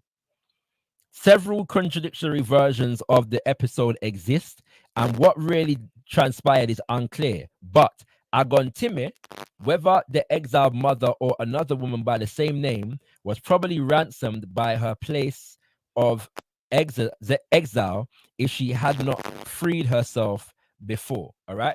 So we see that it's not as simple as a man just went to quote unquote negotiate the slave trade. Yeah, that's a few things.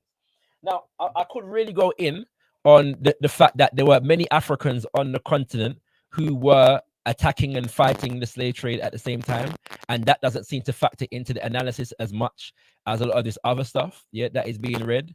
But let's stop there for a second. All right, and check out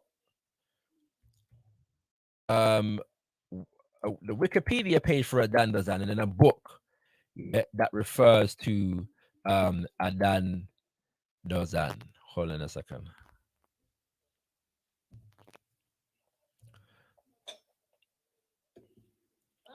Yes, was there? Go on then. All right, so I am, yeah.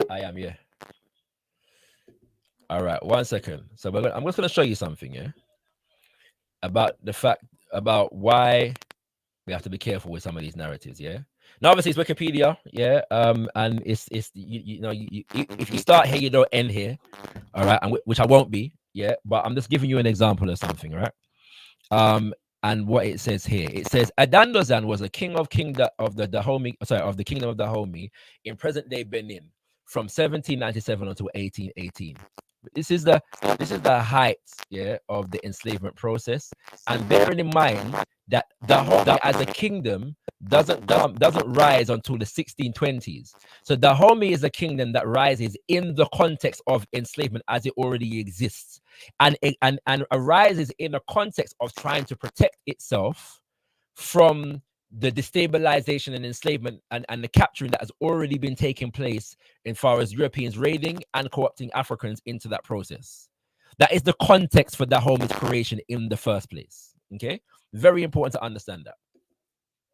All right, let's go to this. All right, so present-day Benin, his rule ended with a coup by his brother Gezo, who then erased Adandozan from the official history, resulting in high uncertainty about many aspects of his life. Adandozan took over from Agonglo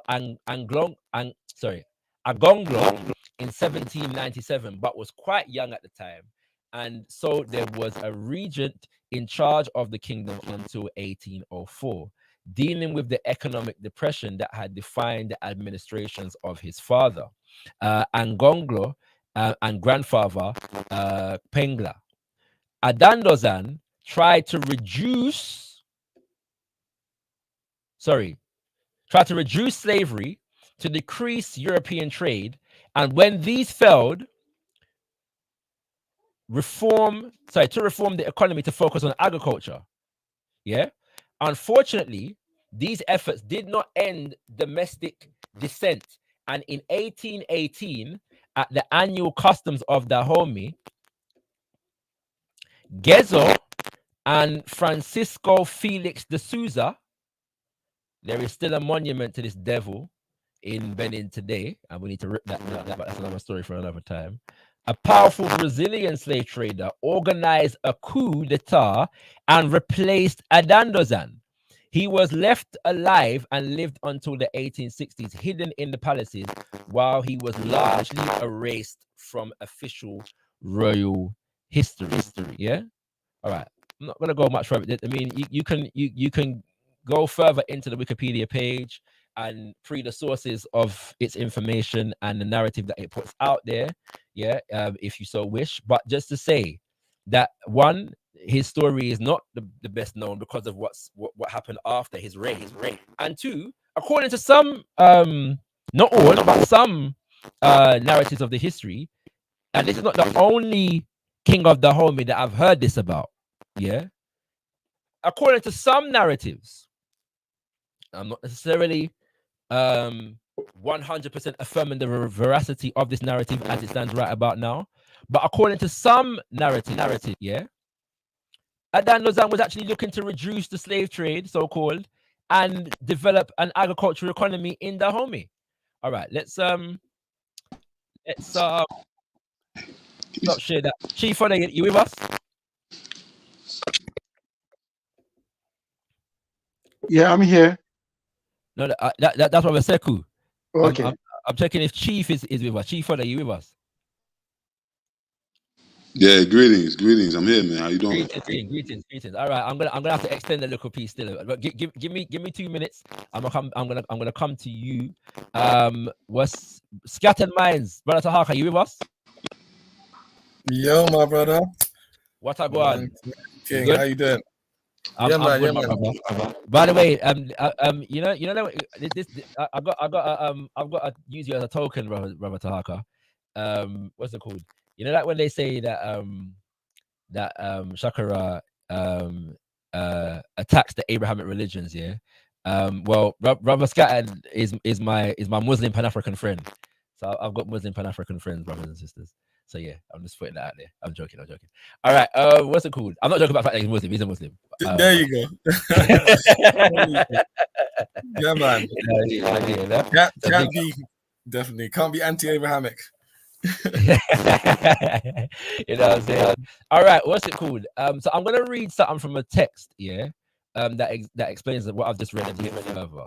And this is simply to say at this moment in time that there are varying narratives around Adandozan's story. All right. So 1 second, let me just. All right. So this is taken from a book. As you can see, the title here, From Slave Trade to Legitimate Commerce, the Commercial Transition. I can't remember the rest of the subtitle, but it's by a guy called Robin Law. Yeah. And it says the reign of Adandozan is without a doubt one of the most controversial issues in the political history of Dahomey. The source of this controversy is the official tradition that has completely erased his name from the list of the kings of Dahomey. Such an unprecedented measure has been justified by equally unprecedented crimes ascribed to Adandozan. On contemporary accounts and many subsequent studies, Contemporary accounts and many subsequent studies have represented him as an African Nero. Thus, for the French missionary Abbé Pierre Bouche, or Boucher, depending on how you pronounce that, I'm not adept in European tongues, he left the saddest memories among his subjects, but for the face and name, he was hardly a human being. As if this were not enough, even the legitimacy of Adandozan's reign is questioned in some traditions. Cornevin, for example, calls him the king regent, whilst according to Herskowitz, the Dahomeans of the present time do not hesitate to speak of the cruel Adandozan, who, taking the regency during the minority of Gezo was younger than him, so loved power that there was no extent to which he could not go to maintain it. The traditional picture of Adandozan as a wicked regent who had to be forced to abdicate is generally being challenged in recent studies. King Jogbin, who was referenced also in Fighting the Slave Trade, West African Strategies, a scholar was also referencing that, for example, finds it totally misleading and nothing more than a means of justifying Gezo's own irregular ascension to the throne. The fact that Adandozan's name has been erased from all the official kings lists can be interpreted as an illustration of this conscious attempt. Akin Jogbin is also of the view that the story of Adandozan's wickedness might not be unconnected with the fact that he was an, quote, imaginative and progressive young monarch far ahead of his time. Jivo shares the same opinion, quote, Adandozan held power. He did not lack initiatives. Some of these were audacious and make his reign an exceptional period for a deep transformation of the traditional habits and mentality to attach to the old customs. His mistake was to have dared to attack institutional taboos, unquote. It is against this sort of reassessment of Adandozan's reign that Maurice Glele, himself a descendant of Gezo, appears to protest in his book. Following the official tradition, Glele explained Adandozan's deposition by two causes. The first was his sadism, which he did not question at all, since during his time, Adandozan was considered as the very personification of the devilish spirit, quote unquote. The second was his non-respect of tradition, because for 20 years he refused to make sacrifices in honor of his father, Agonglo. He was committing the greatest crime of the kingdom. That's a quote from Glele. Glele rejects with disdain the attempt to interpret Adandozan's attitude as that of an imaginative and progressive monarch, desiring to break with past, with outmoded customs. What is surprising, listen carefully to this, in Glele's argument is his silence about Francisco Felix de Souza, alias Chacha, the famous Brazilian slave trader, who most of the written documents regard as Gezo's accomplice in the coup against Adandozan. This significant and I suspect deliberate silence suggests the role that the Atlantic slave trade may have played in Adandozan's deposition. There is sufficient evidence in contemporary accounts to support such a hypothesis. Foreign traders and directors of forts in Ouida, which is in on the coast, which was part of what gave Dahomey its power because it took over the area known as Ouida, were usually roughly dealt with by Adandozan's agents. Listen to this. Foreign traders and directors of forts in Ouida were usually roughly dealt with by Adandozan's agents between 1797 and 1804. For example, 4 Portuguese directors were expelled with quick succession. Many Portuguese captured during raids against Porto Novo and Badagry were also held captive in the Dahomeyan capital, Abomey. Adandozan considered them as prisoners of war and was not prepared to release them without ransom, a condition the governor of the Portuguese fort of Ouida refused to accept. It may be suggested that Adandozan's attitude vis-a-vis merchants established in his kingdom largely explains why contemporary European accounts contributed to publicizing his wickedness. Such an attitude also explains why Felix de Souza, who was himself imprisoned in Abome by Adandozan, gave his support to Gezo. Even Adandozan's disrespect for traditions might not be totally unconnected with the issue of the Atlantic slave trade. Now, notice he's not saying that this is a fact. Yeah, he's saying he's exploring possibilities here. All right, irregular and unimpressive annual customs. Yeah, the principal public ceremony of the Dahomey monarch, at which gifts were distributed to the assembled chiefs and people during his reign, can be accounted for by the abandonment between 1797 and 1807 of European forts at Ouida, yeah, and the decline of the European slave trade with Dahomey. So under Adandozan's reign, there was a marked decline in the number of bodies of enslaved Africans coming through the Dahomey Empire, right, is what is being said here, yeah? But irregular and unimpressive annual customs may also have reflected, as King Jogbin has suggested, an attempt by Adandozan to draw his kingdom away from the slave trade.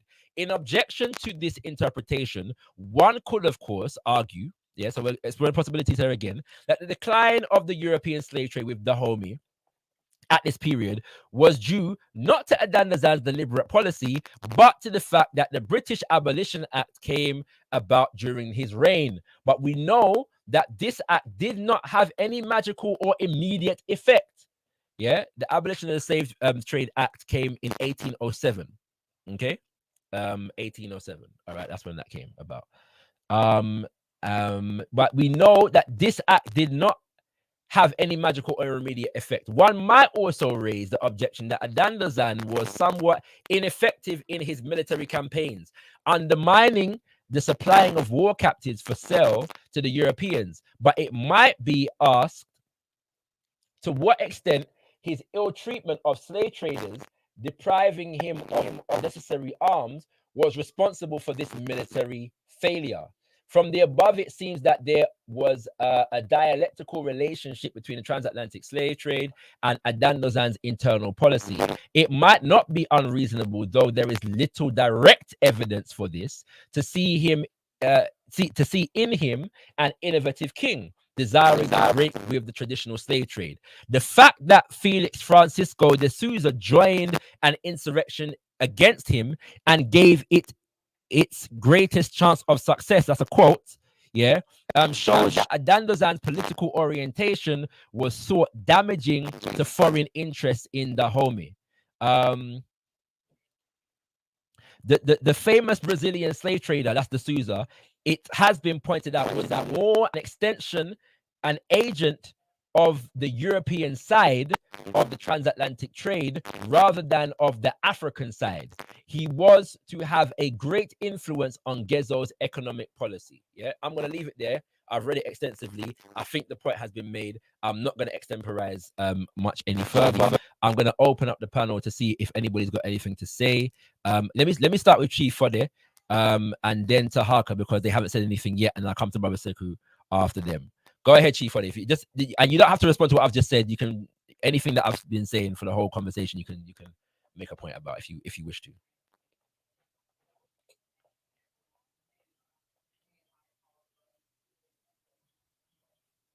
Chief, you with us? You're on mute if you're speaking, just to let you know. Yeah, can you hear me?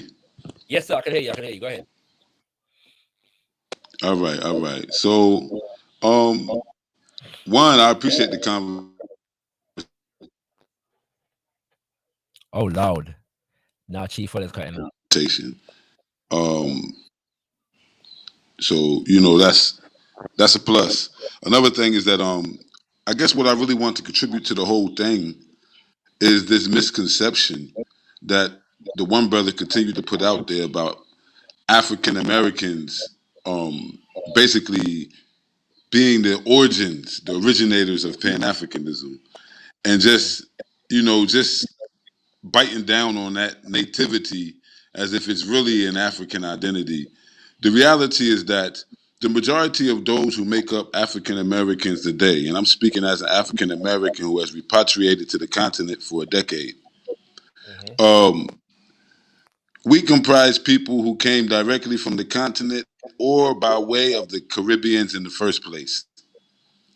And the people who came, many of them were already fighting against the transatlantic slave trade, already fighting against the impacts of transatlantic slave trade in their homelands when captured in the first place. And that war continued. Those who were fighting for freedom in Africa and then found themselves captive and forcefully taken to the West within a matter of 6 months to 1 year. If you could just imagine living your life 25, 30 years, and then within 1 year, you're on a plantation in Jamaica. You're on a plantation in South Carolina.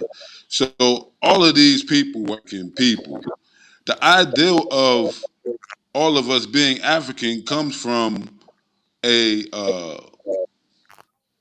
experience that happened to the people that conceived this one African, this ideal for all of the black people that was coming to the West by the same way at that time.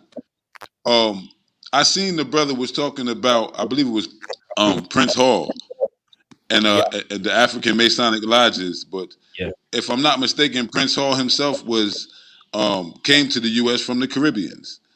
There was a lot of that. There was a lot of Africans who were not in the status of chattel enslavement throughout the whole period of slavery, and they had a form of identity and organization, and their own interests that wasn't disconnected from the liberation of the masses. And so I believe that you can't get Pan-Africanism without the ideal of Africa, the ideal of there being a ism connected to a land, to a culture, to a philosophy that we call African, that we call Africa. You know what I'm saying? And so I think that for people to say that it came from the diaspora, it's one thing.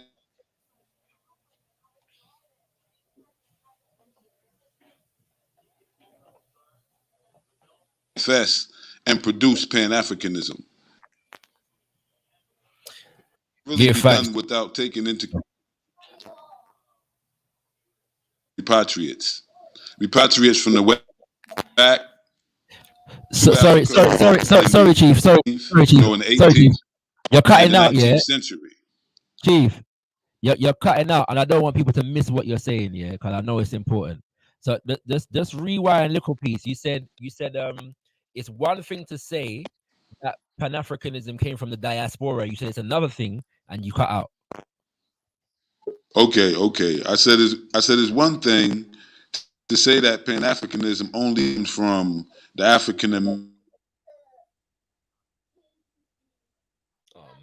American population is Africans from the Caribbeans in the first place. And then also the role that Africans from the Caribbeans played in laying out the fundamental ideals that became Pan-Africanism. I heard the brother Sekou talking about Edward Blyting, and that's a key point as well, him coming from St. Vincent and ending up in Freetown. And this goes on to what I'm saying. Pan-Africanism has always been a collective diaspora and continental experience that has been going on symbiotically for centuries. And I believe that when we say it, we have to be able to point to a time in which the Africans from the diaspora and the Africans came together to form a unity, all of the differences. That's ultimately where we're trying to get today, trying to reunify the diaspora with the continental Africans as a Pan-African union, as a single force in this world, as one Africans. And so I believe that when we go back to the founding of Freetown, first initially by Africans who had been in the UK. Many had been there, they had been in servant status. Many others had been refugees who were smuggled, basically stolen from slave owners in America at the time and dumped into the streets of Britain. And they ended up coming back and making the first settlement of what ultimately became Freetown. The second group came from by way of Nova Scotia, but all of them mainly came from the colonies of Virginia, South Carolina, and Georgia on over here. And so you have these diaspora expressions. Then you have the Maroons who came. Hundreds of Maroons came from Jamaica. They were captured by the British. They were forcefully exiled to Nova Scotia and fought for their right to return to Africa and was brought back to Freetown, Sierra Leone. These are expressions of where the African diaspora has already achieved, our ancestors have already achieved in small numbers, but significantly, already achieved all the way back in the 18th century. What we're talking about here, when we're talking very physical, material components that's necessary for Pan-Africanism to be able to exist. There would be no Edward Blything if there was no Freetown, because there would be no Liberia if there was no Freetown. So when we're talking about Pan-Africanism, we have to look at these historical experiences between the African diaspora and the Africans on the continent as we try to rebuild this union in conclusion of the Mafia, in conclusion of the transatlantic slave trade. And this has been going on for centuries. A lot of people are contextualizing the question of Pan-Africanism, starting with Marcus Mosiah Garvey. That's completely wrong. Even when you talk about Martin Delaney, one of his parents was Gola from here in Liberia, Sierra Leone region. Another one was Mandinka. In reality, he was an African in America, born in America. And that's what drove him to have that sense of friendship with the, even while Marcus Garvey,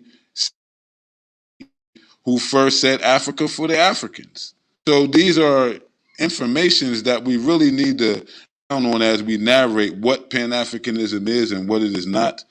I really appreciate you making it clear, Brother Shakara, that Pan-Africanism entails various schools of thoughts, and it has many levels and layers of Pan-Africanism, from culture to politics to economics to spirituality, even to religion.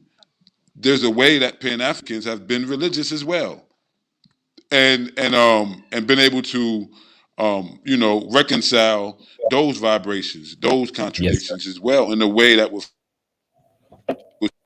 So if anything I want to just add, it will be that African and Africanism.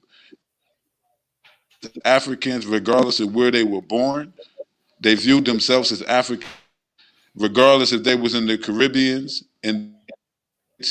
or in Africa. Pan-African, most we are Africans, and I believe that the number one expression of that is in repatriation, Sierra Leone and Liberia closely, and see how we, from the errors made in the past, and pick up where we can and expand it as well as we move forward towards Pan-Africanism. There will be no Pan-Africanism without repatriation. Yes, and Practically. You're correct. I mean, that's something that I'm gonna have to come to on another day in relation to, because a lot of people inflate Pan-Africanism with repatriation as though it is just repatriation. Yeah. And so in the sense of they discuss Pan-Africanism as just people going to the continent. when that is like an essential component, but it's more than that. You know what I'm saying? Because yeah, we'll have to go into that. What I've just said, anything that I've said for the whole. Oh, there's some feedback going on there, but yeah. All right, Tahaka, my brother. go on. Anything you want to add to the discourse, my brother? The floor is yours. Yeah, big up and respect, and shout out to everybody as well. Shout out to you first of all, and your panel, and your show, and everything for champion and keeping going the Pan-African discussions. Shout out to everybody in the chat and everything, particularly shout out to my sister Mel. It's been a long time, but yeah, shout out to you. Of course, of course. I've been. I'd also say I just thought I'd jump on really to say cool and chat about with you because I haven't been on for a minute on the lies and them thing there. But yeah, I'm here for a good time, not necessarily a long time, but I'll see how long I can stick around. But yeah, I think I haven't watched Brother Garfield's channel for a minute, so I haven't seen some of the ongoing discussions, and so it'll be a little bit difficult for me to comment directly onto that.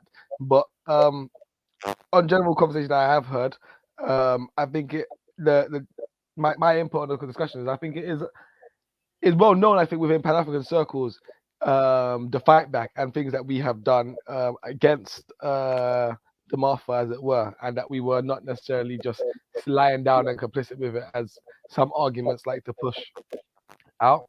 And I think it is a bit of a tight argument if that is what is coming back around again. And I know that is obviously one of the cheap and the weak ways used to undermine Pan-Africanism, and I don't need to repeat some of the arguments against that because I think the brother already done it earlier on. I think when he referenced Sanjay Keita and the Keita edicts and the whole there was 42 of those edicts, and yeah, Santiwa, there's so many different examples of Africans mobilizing and fighting against colonization, and as you pointed out, some things that I didn't even know about in terms of the many attempts to bring people back home from colonization, of course, as well, and it just shows a deeper level of that time period, and that there is actually a lot more history and a lot more need for us to study it. I often hear people talk about, like, almost like they're tired of hearing people talk about slavery and hearing about black people doing this sort of research, but I think there's still so little that we have done academically and in all sorts of spaces that once we start doing that and going to those spaces, there's probably so much more to uncover and to understand about, like you say, not just the fight back and the resistance, but also people who actually were able to secure returnees of relatives or people from their own kingdoms, etc. And also the whole history of Liberia and Sierra Leone, a lot of it is lost on a lot of people. That in many ways, that those countries themselves are an amalgamation of people, both indigenous on the continent and people who went through the Martha and were able to return through various means. So yeah, it's an interesting conversation, definitely. And I think the only thing that we need to as Pan-Africanism, I suppose, is really continue to progress in this new light. I think Pan-Africanism could probably do with some stronger and more spokespeople on bigger platforms currently. But other than that, I think that we have the right arguments. I've heard people, and like the people who argue against us, it is weak, and we have to kind of push towards having maybe some stronger challenges, because the argument is pretty much, as the brother said earlier, some black people weren't unified with other black people during slavery or currently even, then that's an argument against European Union, it's an argument against everything that we can see functioning and working in society right now. I even saw somebody say in the comments something about the economic model being something around the China and Russia showing that actually economics is the model for the future, as opposed to sort of race-based kind of nationalism or anything of that nature, kind of. And I'm like, China is like ran by all Han population people. Like there's several other different tribal groups and ethnic groups in China who don't get a look in. They all get Hanized by the leading Han demographic, and so race plays a huge role in that. And you go to Russia, that nationalism in Russia is huge and steep, and it's one of the reasons why we can see them in Ukraine right now trying to reform their great Russian empire. So Mother Russia is huge. Exactly. And so this idea that these things have been moved to the past by the rise of China or Russia are false, and actually they kind of almost are strong examples for it. I mean, maybe not the best in the best methods, but in terms of people unifying around these ideals, that it has worked for them. Yes. Thank you, Tahaki. Thank you very much, brother Sekou. Anything you want to add?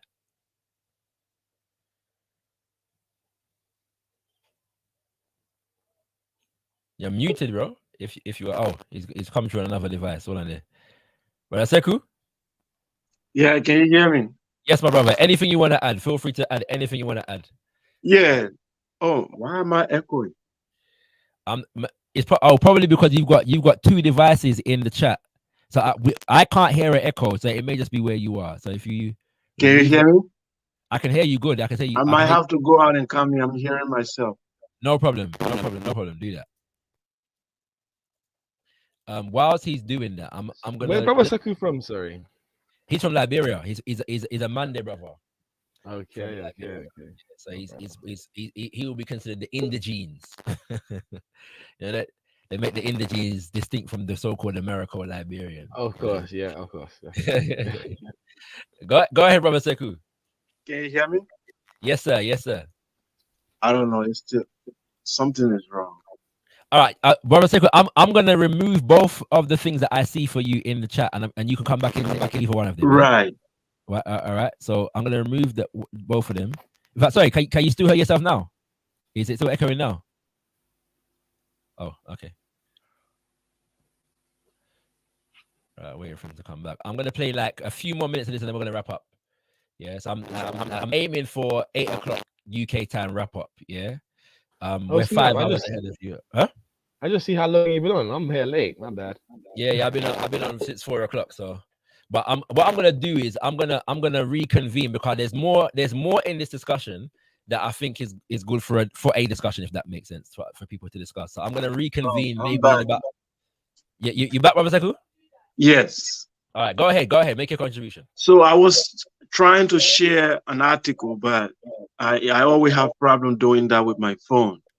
Okay. So it was about the king called Beanze, one of the last kings of Dahomey. Yes. So when these people talk, they select the Adonazar that he was talking about will probably be the 10th king or 7, 8, 10 king of Dahomey. He's not a founder of Dahomey. Dahomey was founded by people, already when you read the destruction of black civilization, the continent was already under pressure. Yep. Islamic coming from the north, the European coming from the sea. It's like the entire Eurasia and was against the continent. They were coming from all angles with superior weapons. So Africans were on the run for survival. So Dahomey was born out of that expediency, people trying to seek sanctuary. You will all call it like a refugees coming together and saying, okay, we're going to protect ourselves. But in order for a state to survive, it needs what you would call allies. Who are the allies at that time that you can stand with? Islamic nations that were colluding with Arabs? No. So some of them, some of the kings maybe saw rivalry, because there's rivalry between the Europeans on the continent as well. So they took some Europeans as allies. But along the line, they found out that every European, no matter their difference, they have the same agenda. It was to destroy the continent, steal the people. So me, I'm not here to even defend whether Adonazar engaged in slavery or not. I believe if you search it, sometimes the primary document will be faulty. It will be your Eurocentric pushing. I'm not familiar with it, but I'm familiar with Beanze, whose article I wanted to share. Beanze will be second to the last king. He fought the French. He fought tooth and nail with the European, killed European, gave up his life until he was captured. These are people that never lied on their dignity. So if you have a king like Beanze who fought and against the European, you ignore that, then you go all the way and pick Adonazar because you want to prove a point. So we can now clearly see that you have an agenda. It's like looking at Africa today. You leave the Pan-African leaders and you pick some African leader maybe that are collaborating with the West and say this is what Africa is. It's disingenuous. You see, these people don't understand what is at stake. When I listen to them, there's two things I noticed. One, most of those brothers have never even traveled. I noticed that they have not moved to go around to understand how the global world is operating. They don't get it. They read few books in the corner and then they come out and say, I have sources. I have sources. That's why the last time I told this guy, I said, because something is written on paper doesn't make it true. Doesn't make it true. Those who were in charge of African history in the early 60s were European Africanists. And these Africanists manipulated the evidence. The idea was to exonerate Europe and portray Africa as the perpetrator of this whole crime.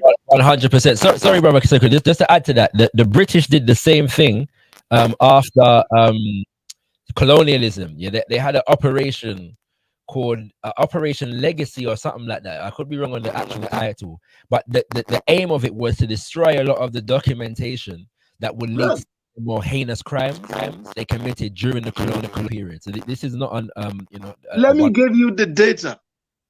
60% of research work in Africa today in the universities are sponsored by the European Union. Paid for by the research, any research on history. European Union paid for it. There are other organizations attached to all these Rockefellers and other things. 100%. They pay for any research you want to do. And when people pay for your research, you have to give the information that they want. That is 30% of even the African Union's funding comes from the European Union. African Union itself. Now, we don't have independence of information and investigation. That's the one thing you need to know. Pan-Africanism has been the only voice.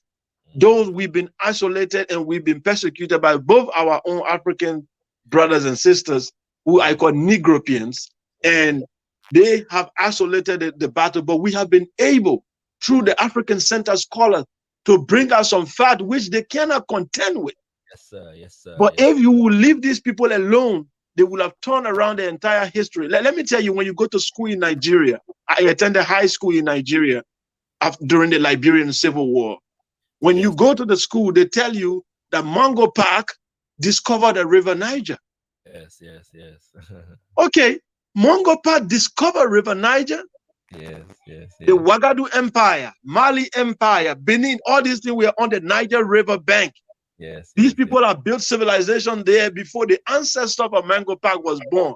Now Mungo Park discovered the river. That's what they teach our kids. Yes. All to this day. Now that give you a red flag and tell you right there that the people are out of their mind. How did Mungo Park discover the River Niger? So they used sources from David Livingstone and all these people that were coming in with an agenda. So we should not relent. If somebody bring up Adonazan, I bring up Beanze.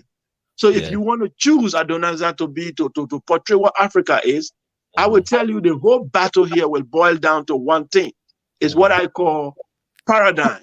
What is your paradigm? Exactly. You cannot do any academic study without a paradigm.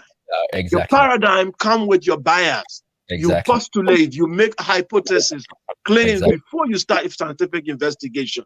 So if your paradigm is Eurocentric, your hypothesis first will have to be on a European point of view before the data will prove otherwise. What we have said is that our hypothesis will be African center or Afrocentric. If the data prove otherwise, we accept.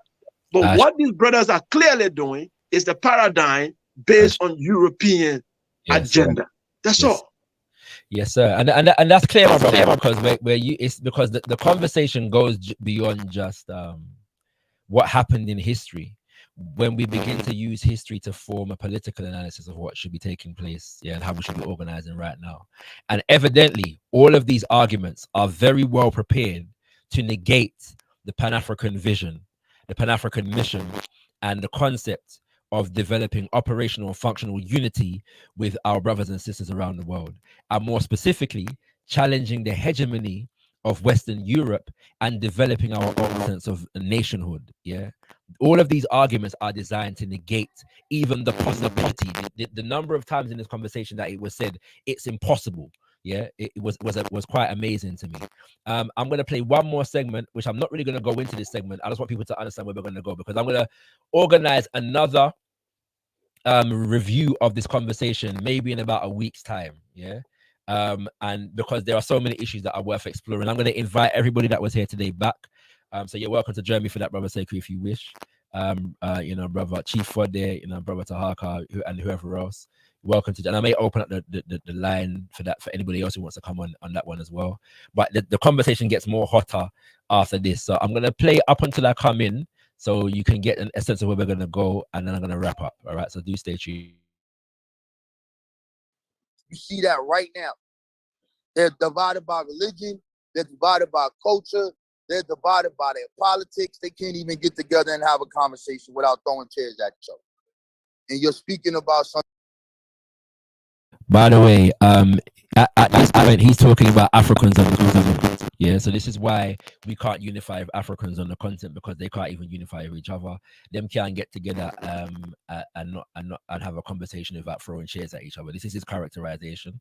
I'm not sure what he's referring to. At the same time, if he is referring to the states, yeah, and the governments on the continent, it will be necessary to note that the states and the governments on the continent are overwhelmingly neocolonial, which means that they're not Pan-African, which means that attempting to assess them as Pan-African, or attempting to assess the possibility of Pan-African development using those governments as an example, is diametrically opposed to the Pan-African ethos, especially the revolutionary Pan-African ethos, the Garveyite Pan-African ethos, the Black nationalist Pan-African ethos. Yeah, but again, you can know that if you studied Pan-African theory and practice and Pan-African movements. Yeah, and if you read texts such as Neocolonialism, the last stage of imperialism. All right, the Neocolonialism, the last stage of imperialism, by the Asacha for Kwame Nkrumah, or another book by the Asacha for Kwame Nkrumah, the Handbook of Revolutionary Warfare, where he breaks down the need to get rid of the neocolonial leadership. If you study Marcus Mosiah Garvey, you will see the need to break down what was then colonial leadership, yeah, or proto neocolonial leadership. Yeah, you will see all of these things, but we're not studying it from that perspective. Anyway, let's continue. Something of unify what, and bringing up Egypt and all these other things that is totally 5,000 years removed from our Pacific plight and our problem. Where's this thing at, man? I want to find this thing, man. I need to find it. Hold on, I ain't look at this in a minute. Hold on, Rabon. Let me get what I'm gonna do is, because a bunch of people jumped in to speak. I'm gonna give everybody 2 minutes. Let me get it. Let me give it back to you. Wait. There you go. Dagger Squad. Let me get it back to you. No, I got it. I took it back. Don't worry about it. I got it. Oh, you got it? Yeah. I got it back. So let me go to Shakara, and then after that, William Ingram, and then Mr. Vegas. So I'm gonna give everybody 2 minutes. I'm gonna put the clock on, and everybody get 2 minutes. Right. After greetings, brother Garfield. After all that, getting 2 minutes is a little bit stifling still. But let me just say, don't speak your mind, cause you're different. No, everything blessed. What I'm saying, but yeah, I do. First of all, bigging up, brother Sekou. You know, you always bring the Pan-African fire, and so we appreciate that. And just to say, in relation to what was just said, first of all, it's inaccurate to say that African Americans began Pan-Africanism. That's just historically inaccurate, although they did make a contribution. Can you give us a source for that? Can you give us a source? Can you give us a source for that? I'm gonna give you. Hold on, wait. You see how I started my 2 minutes? I started my 2 minutes by showing something. When you say something extraordinary, like you just said, we need the evidence. I'm going to give you a name, Paul Cuffey. Paul Cuffey is the richest black man who lived in America, who left America and put it into activation and went to where? To Europe to deal with the black loyalists who fought in the American Revolutionary War. Who did he meet with? He met with Ekiano. What did they do? They wanted to find free land for black people. When you even look at the term and the name of Pan-Africanism, it comes from Henry Sylvester Williams, who makes the African Association. And then where's Henry Sylvester Williams from, Rob? He's from Trinidad. Okay, so that's again, the name. That's the name. Again, hold on, brother. Listen how to you, how are you guys to interrupt? Hold on. Wait a minute, man. Hold on, bro. The action existed before the name here. which I just described to you, the Well, said action. but of course, and that's the point I'm making. And it started here. It doesn't start in West Africa. Sorry. I never said anything about it starting in West Africa. What I said was it's inaccurate to say that Black Americans exclusively began Pan-Africanism. I never said that, brother. That's what you Listen, said. You said it began with Black Americans. No, Yeah, that's what you said, Rob. I That's heard what you said. What I'm simply saying is wait, that it's inaccurate. wait. I can't finish saying what I'm saying. I don't know. said that Pan-Africanism was started by Black Americans. That's what I said. Yeah, and I'm saying and to you said it's inaccurate. and I'm saying to you, yeah, I'm simply saying that's an inaccurate statement. It will be more accurate. Give me a source to show the It actions will be more accurate to say that Black Americans made a significant contribution. No, but brother, Africans, brother. Africans, I just gave you Paul Cuffey, 1811, bro. Excuse me. Where is that happening at? Show me the. Hold on, Rob on. Let him finish, and then you question him after. Don't let him finish. Let him finish. I'm simply suggesting. I'm simply suggesting that in as much as Africans in the United, or what became known as the United States of America, contributed to the development of Pan-Africanism prior to the terminology, so did Africans in Haiti, and so did Africans in Jamaica, and so did Africans in Trinidad, and so on and so forth. Yeah, it's not really a point that should inspire massive, contention.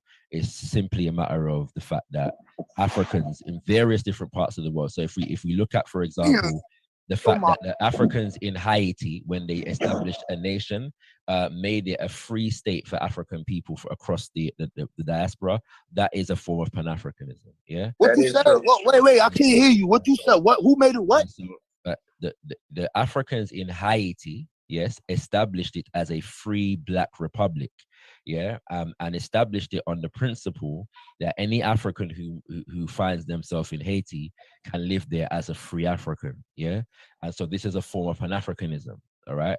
So that I'm just giving an example here.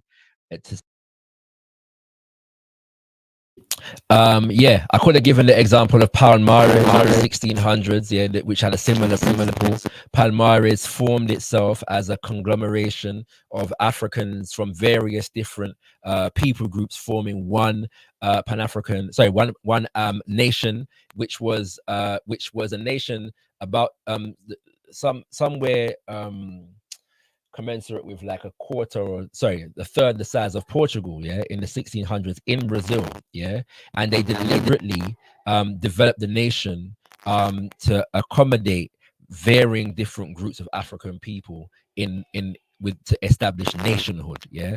Palmares in Brazil during the enslavement period, yeah, withstood invasion attempts for 100 years, or for about 100 years, was responsible for embracing runaways from the plantation and even attacking a plantation or two and freeing some Africans. We could have used the example of Palmares, right? So all of these are sensibilities that go into the development of what becomes known as Pan-Africanism. But you can see the spirit of the conversation as it. I mean, this is the second time that I've been on Brother Garfield's platform with Rabon, and he seems to have the power of the button in terms of who is and is not able to be on the panel. And I said like a sentence, and he interrupted me. On this occasion, the first occasion, I spoke for about 2 minutes, and I was thrown off the panel following that. And he did actually eventually throw me off this panel as well. Well, somebody between him or Garfield threw me off the panel. I'm not entirely sure who it was, but I was removed from the panel at some point during this discourse as well. So maybe when I come back, and explore it some more and explore the specific arguments that Rabon levied against me and my responses, we'll go into that a little piece more.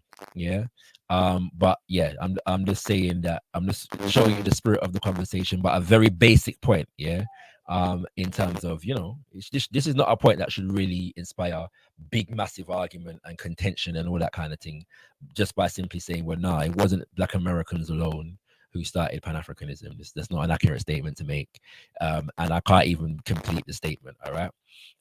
So I'm gonna wrap up here. and just say Garvey lives, yeah, Messiah lives. There was some slick talk about Marcus Garvey later on, so we'll touch on that on another day. So I'm seeing that.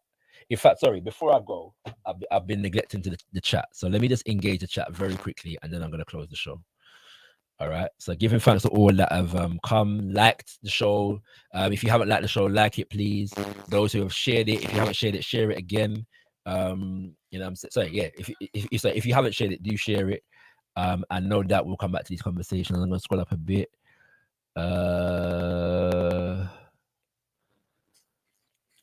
So being there's a lot of, so I'm going to skip all the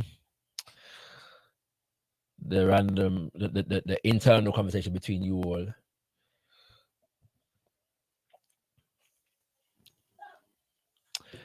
Can a black Muslim African?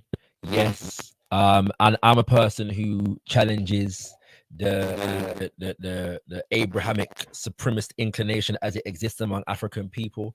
I'm a person who challenges the imposition of Abrahamic religions on African people, and more importantly, I'm an African who affirms, yeah, the need for African people to develop an appreciation and even return to and develop and evolve our indigenous African spiritual systems. At the same time, I recognize that there are brothers and sisters, many, in fact, some might argue the majority, are either either Christian or Muslim, and from our material circumstances in this time, just in as much as our Muslim brothers I should say our material circumstances in this time inspire us to find ways of organizing and together, and that is a challenge that we have to overcome. Our Christian and Muslim brothers and sisters will have to deal with those of us who affirm African spirituality and affirm it unapologetically, and we as African spiritualists are going to have to find ways of dealing with our Muslim and Christian brothers and sisters. And that doesn't mean that we're not going to have differences. It doesn't mean that we're not going to have debates. That's all part of the process, but it just means that we find ways of operating and working together to achieve our greater goals. And it's not going to stop our Muslim brothers and sisters from proselytizing to us and trying to call us to Jesus and Muhammad and Allah and Jehovah. And it's certainly not going to stop us as African spiritualists from calling upon our Abrahamic brothers and sisters to return to the way, so to speak. But that's all part of the beauty of being an African in this day and age. All right. Sekou is creating a stir, brother. Everything is everything, and I love the stir that he's creating. Yeah, I love it, and so I'm definitely here to support brother Sekou. Yes, in the stir that he's creating, because we are the whirlwind and the storm of the prophet Marcus Garvey. I just said it, go. You know what I mean? Most European countries will be under sea because of the commonly caused global warming as punishment from the creator. They will try to recolonize in different ways. I hear what you're saying. Mama Nature is a part of the fight. At the same time, we have to recognize that as people, we are a force of nature. Yeah, so we're not waiting on our laurels for God or Mama Nature. We're going to work with the creator and Mama Nature in the work that we are all doing, yeah, to throw off the shackles of neocolonialism and colonialism. You know what I'm saying? But the agency of the African must be affirmed in all circumstances. Let's see. A lot of internal conversation.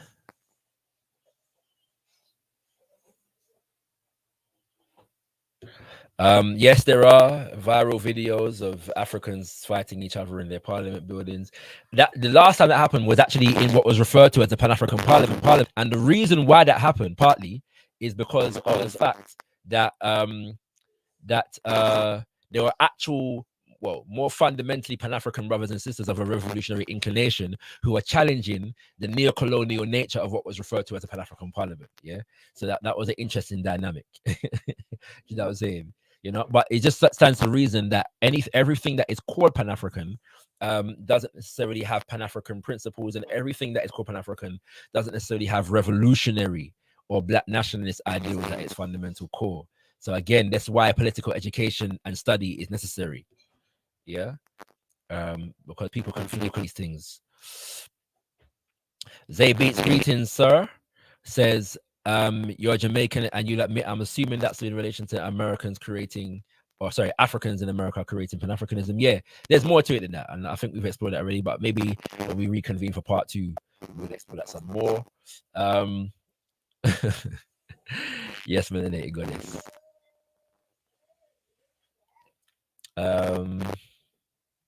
This is another point though, yeah. One of the things that we have to challenge is, or we have to be mindful of, is the higher profile that being in the West affords some of us. Yeah. So if I say something in America or Britain, I may have more of a profile for people to hear what I've said than if I exist in Haiti or Congo. Yeah, it doesn't mean that things never did go on in a Haiti or Congo, and people in Haiti and Congo weren't saying exactly what I was saying, but because I'm closer or within the so-called metropole of the colonial empire, it just means that there may be more eyes upon me and my voice may have access to more avenues. Yeah, so we have to be very careful when we're speaking in the so-called metropole of the colonial empire about where things started and how they evolve. Yeah, we have to be very, very mindful of that. And even within, like, for example, there's a lot of studies in terms of the fact that a lot of Dessalines, yeah, political philosophy, as he was developing the nation of Haiti, was actually derived, yeah, from the Maroons, yeah, in Haiti, yeah, who were far more radical than some of the leadership at various different points, yeah, in the revolution in Haiti at that time. So we have to be mindful of those dynamics. Right. I think you need to establish what Pan-Africanism is objectively first, because I think you're talking two different things. Oh, that's probably a relation to a discussion in the chat, which is true to some degree. There are varying different definitions of Pan-Africanism, and Raborn does attempt to define Pan-Africanism, but I won't go into that today because when I come back to this conversation, I'll probably go into that a little bit more. But suffice to say, there is more than one definition of Pan-Africanism, partly because Pan-Africanism, before it is an ideology, it is a goal that inspires various different ideologies. So your specific definitions are going to come along the ideological and the movement level. The broader level is going to be generic in terms of what the definitions look like. Okay, so we just have to understand that, and there's not necessarily anything wrong with that. We just have to do the due diligence and go into what that looks like and what it is and how it develops.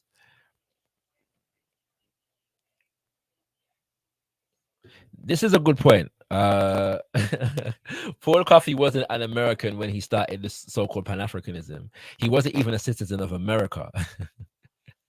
Yeah, he was an African born on the continent of America. There's a difference.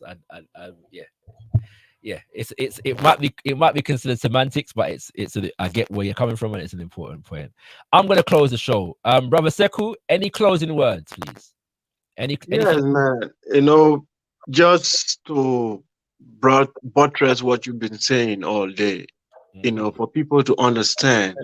For me, as an evangelist of African Renaissance, I tell people one of the takeaway when I study Dio's work is the issue of cultural identity. Yes, sir. And he said there are three important factors when you speak of cultural identity. Yes, sir. He said the historical factor. Yes, sir. The psychological factor. Yes, sir. And the linguistic factor. Yes, sir. So he gave an example of what he meant by the psychological factor. You see, what does the African think of himself, a melanated person? Forget you call yourself atheist, Christian, Muslim, wherever you are, I don't care. Yes, sir. What do you think of yourself, and what does the world think about you? Yes, sir. You answer those two questions, then you understand what is, because when you go out there, whether you are Muslim or not, in Saudi Arabia, they are going to tell you, your ancestor, what did they contribute to humanity? Then they will tell you now that your Muslim brotherhood meant nothing to them. They use your skin color now and your historical background to ask you, what did your ancestor contribute to humanity? Then you find that you are isolated. Those who call themselves atheists, when you go meet the white atheists, they will ask you, what is your historical cultural reference? We have classical Greece and Rome as our classical reference. What is you guys' classical reference of history and civilization? Yes, sir. Then you are cornered. So the psychological factor then comes to let you know that the only thing you think of yourself is that you come from nobody, you are nobody, and you might likely become nobody. That psychological factor is what the educational system is putting in our children, making them to think that they cannot be astronauts, they can't be mathematicians, they can't be philosophers, because there is no reference for them in history. The greatest scientists, Isaac Newton and Einstein. Where are the black Einsteins? Then the black child say, okay, from the only thing I can become is to become a rapper, is to become a basketball player. That's the only reference I have. Yes, sir. This psychological factor is what Diop tried to rescue and said, no, if we begin with our classical history, then we will tell them we are the mother and father of civilization. That put us on top of the map. The historical factor.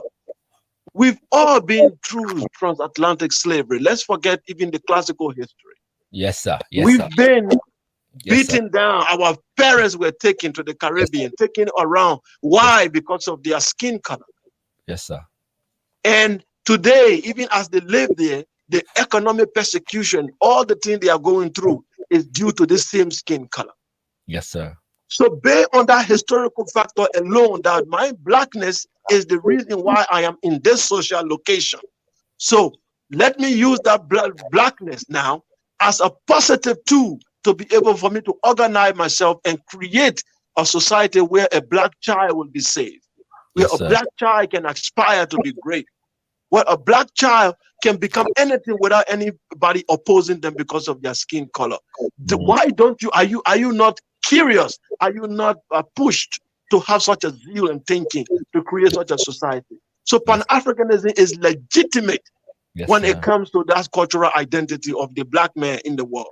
Yes, sir. The linguistic factor, some people will say our brothers in the diaspora have lost the linguistic factor. So that's what some people argue. But that's not true. Yes, sir. Even when you hear the Haitians speaking their broken, that's not a European language. Yes, they sir. have used the African tongue to create a language. That's what the Jamaicans have done. Yes, sir. Yeah, you will say it as an English, but the Englishman cannot understand the Jamaican what he's saying unless he lived there. True. So the Jamaican have used the African tongue to create a language out of the English language.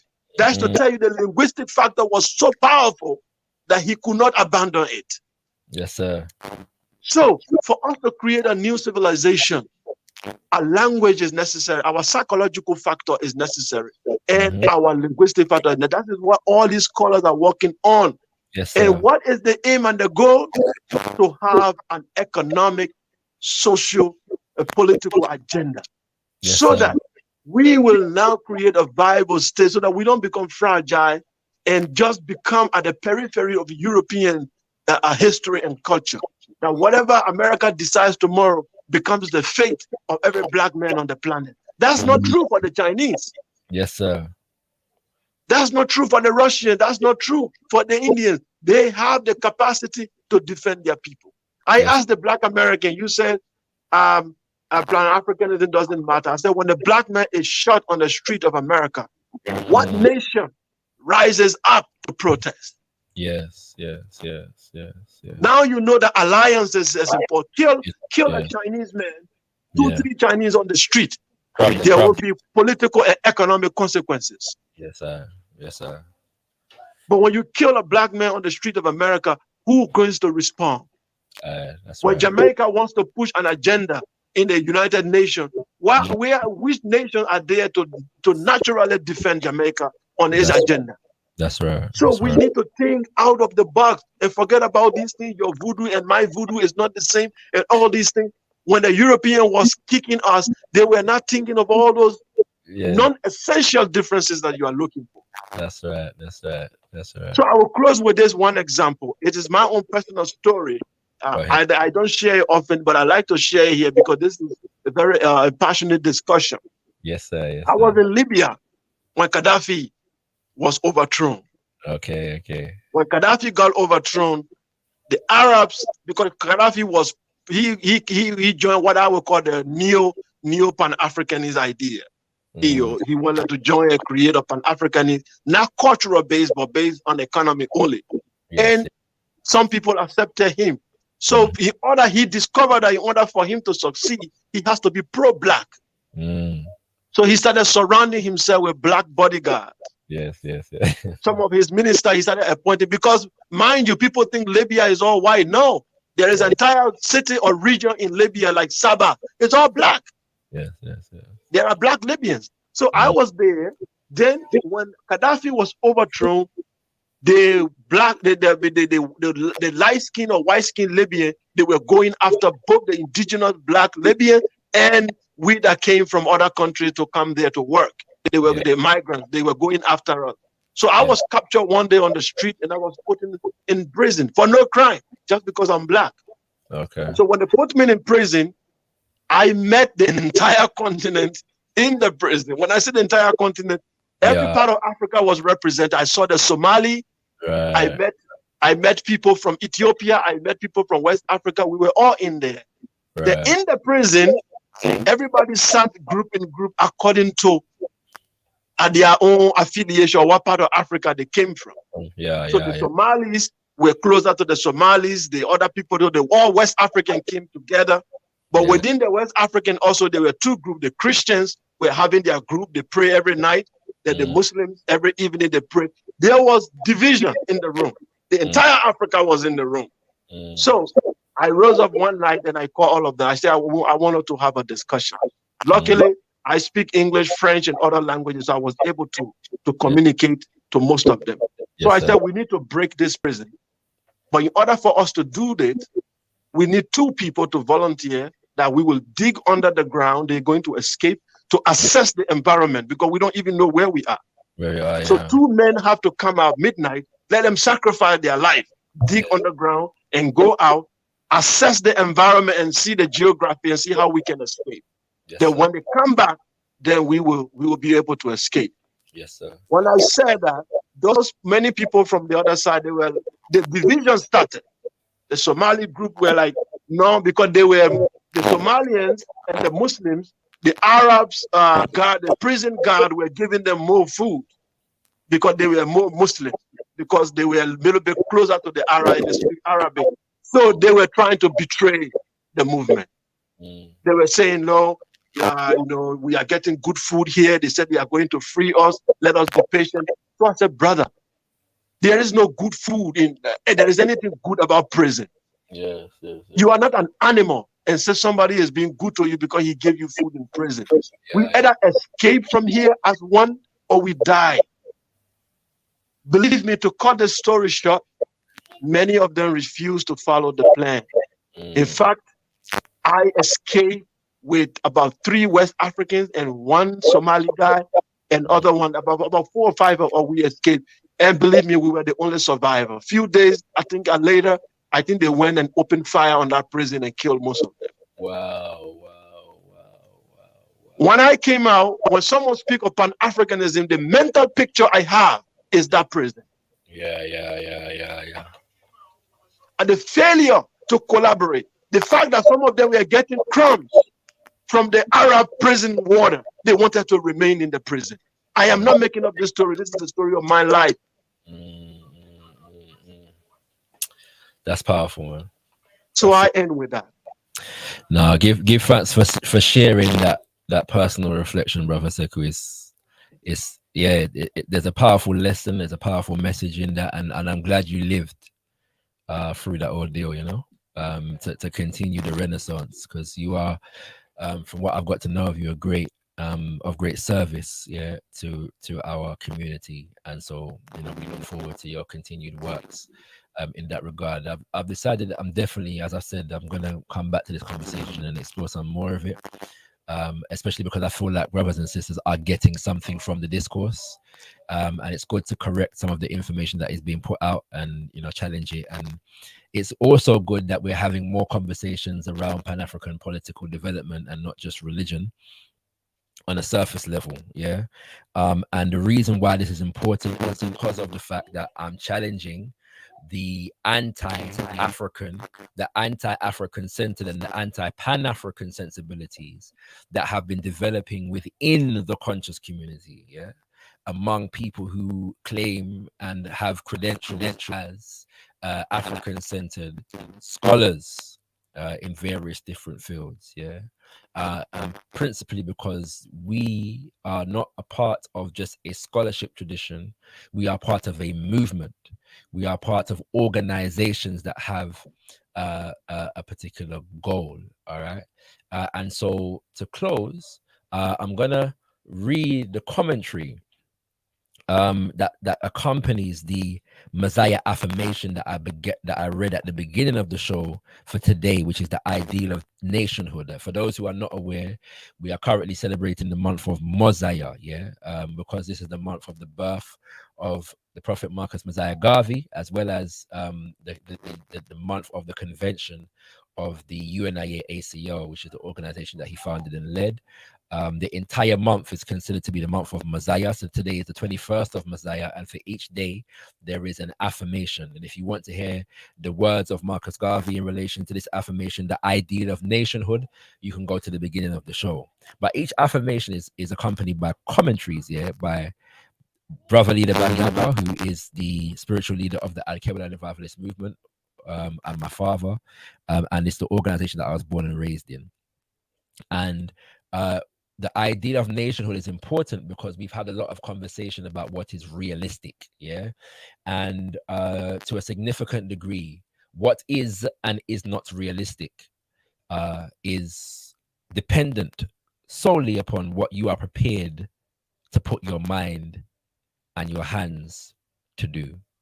And so the commentary reads, nationhood is a Pan-African imperative. It is a race-first objective which envisions African nations ruled and governed by African people for and in the interest of African people. This must not be confused with puppet regimes presiding over economic slave states in the interest of white or Arab supremacy, making famines and social degeneration the order of the day. Nationhood is obtainable first by developing the idea, then the ideology, then the vision, then institutionalizing and propagandizing this, and then transmitting it to the next generation. Let us all bequeath this most noble ideal to our posterity with all the passion and zeal we can muster. Tendai Mwali, be thankful unto the mother, father, creative life force of the universe. Kudzai Mudzima Mokolo, give praises unto our great ancestors. Abibi Tumi, Abibi Fagodie, African liberation and African power for all African people. Ashe, Ashe, Ashe.